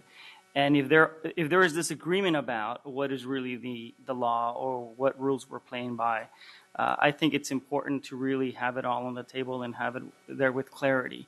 I think I've heard you. I'm going to let Member Cuneo go, and I think I'm going to be able to sum it up, and I think you'll be satisfied, Member Arroyo.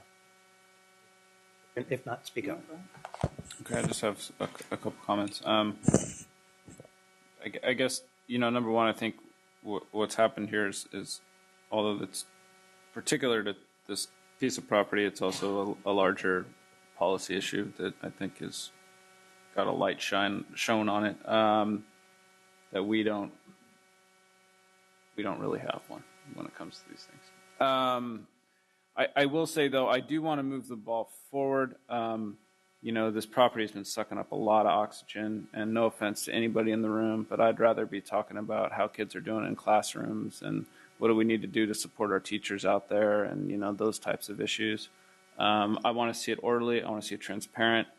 I don't know if people want to tackle the big policy issue first or if they just want to tackle this small piece of property first, but I would just want to move the ball forward. Okay, thank you. And I, as you all know, I sit at the pleasure of you here, so I heard you, and I just wanted to start the conversation. I think we did that. What I'm going to recommend is that on June 19th, we have a workshop. We discuss, among other things, we discuss what policies we do have and perhaps what may be needed. We do discuss, I apologize, Member Hanson, but the legal aspects of it. I would like to hear a discussion on that. What if we did an RFP process? What would it look like? Comments from the board as far as what they see as their priorities, similar to what Member Arroyo said we did with the superintendent search. Good analogy. And perhaps if, we could see, I think it'll come out as far as what other districts do, but we did hear that in the discussion. To take a look at that. So, and I'd like to do this in a workshop format down there where I think we can have a better free-flowing dialogue and some more thoughtful conversation and brainstorming. And we're getting very dangerously close. Member Cuneo, go ahead. I have one request on that. Can we get a synopsis from staff about what we're doing right now?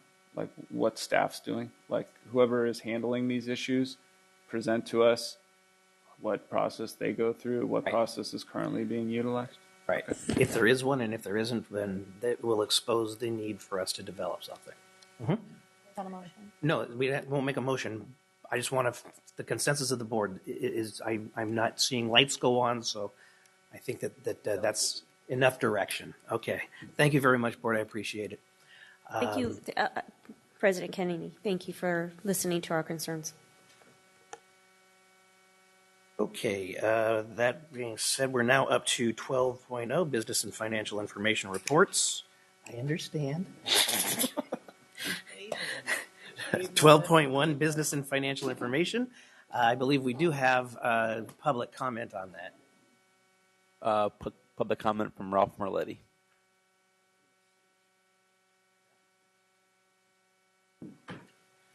You're looking very sharp this evening, Mr. Marletti. Thank you. Screen on here. Can we get the screen on, please? The overhead? Thank you.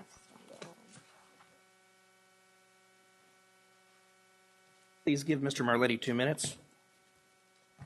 Thank you. Good evening, school board and superintendent. My name is Ralph Merletti from Fruit Ridge area, South Sacramento, and this is about a complaint about the inclusion of Planned Parenthood as educators for 5th and 6th grade classes. As you can see on the screen there, Family Life Program, and with about $675. I should move that over. $675 expenditure on that. And this indoctrination is starting early. Repetition through the grades, much left to the students themselves, parents in the background. Where do the teachers fit into this? There's no real moral guidance. There's a lack of moral oversight. And what about consent slips? Is there such a thing with this or so? Can't we do better than this? After all, Planned Parenthood wouldn't be making much money if students exercise a good deal of self-control and discipline. As I've said before, Planned Parenthood's business model, at least the ultimate model, is based on abortion, but at this level, 5th and 6th grade, students entering puberty, where's the parental guidance? What do the parents have to say about this, and why aren't they involved in it more? And so I would say again, can't we do something better than this on it? Can't we find another organization that could give them some moral oversight with this? Thank you. Thank you, Mr. Merletti. Now, 13.0, we have future board meetings, June 5th and June 19th, regular times. Both are very full agendas proposed so far. 14.0, is there a motion for adjournment? Motion. Motion by Member Kovalchuk, seconded by Vice President Pritchett. All those in favor? Aye. Opposed? Abstained? We're adjourned.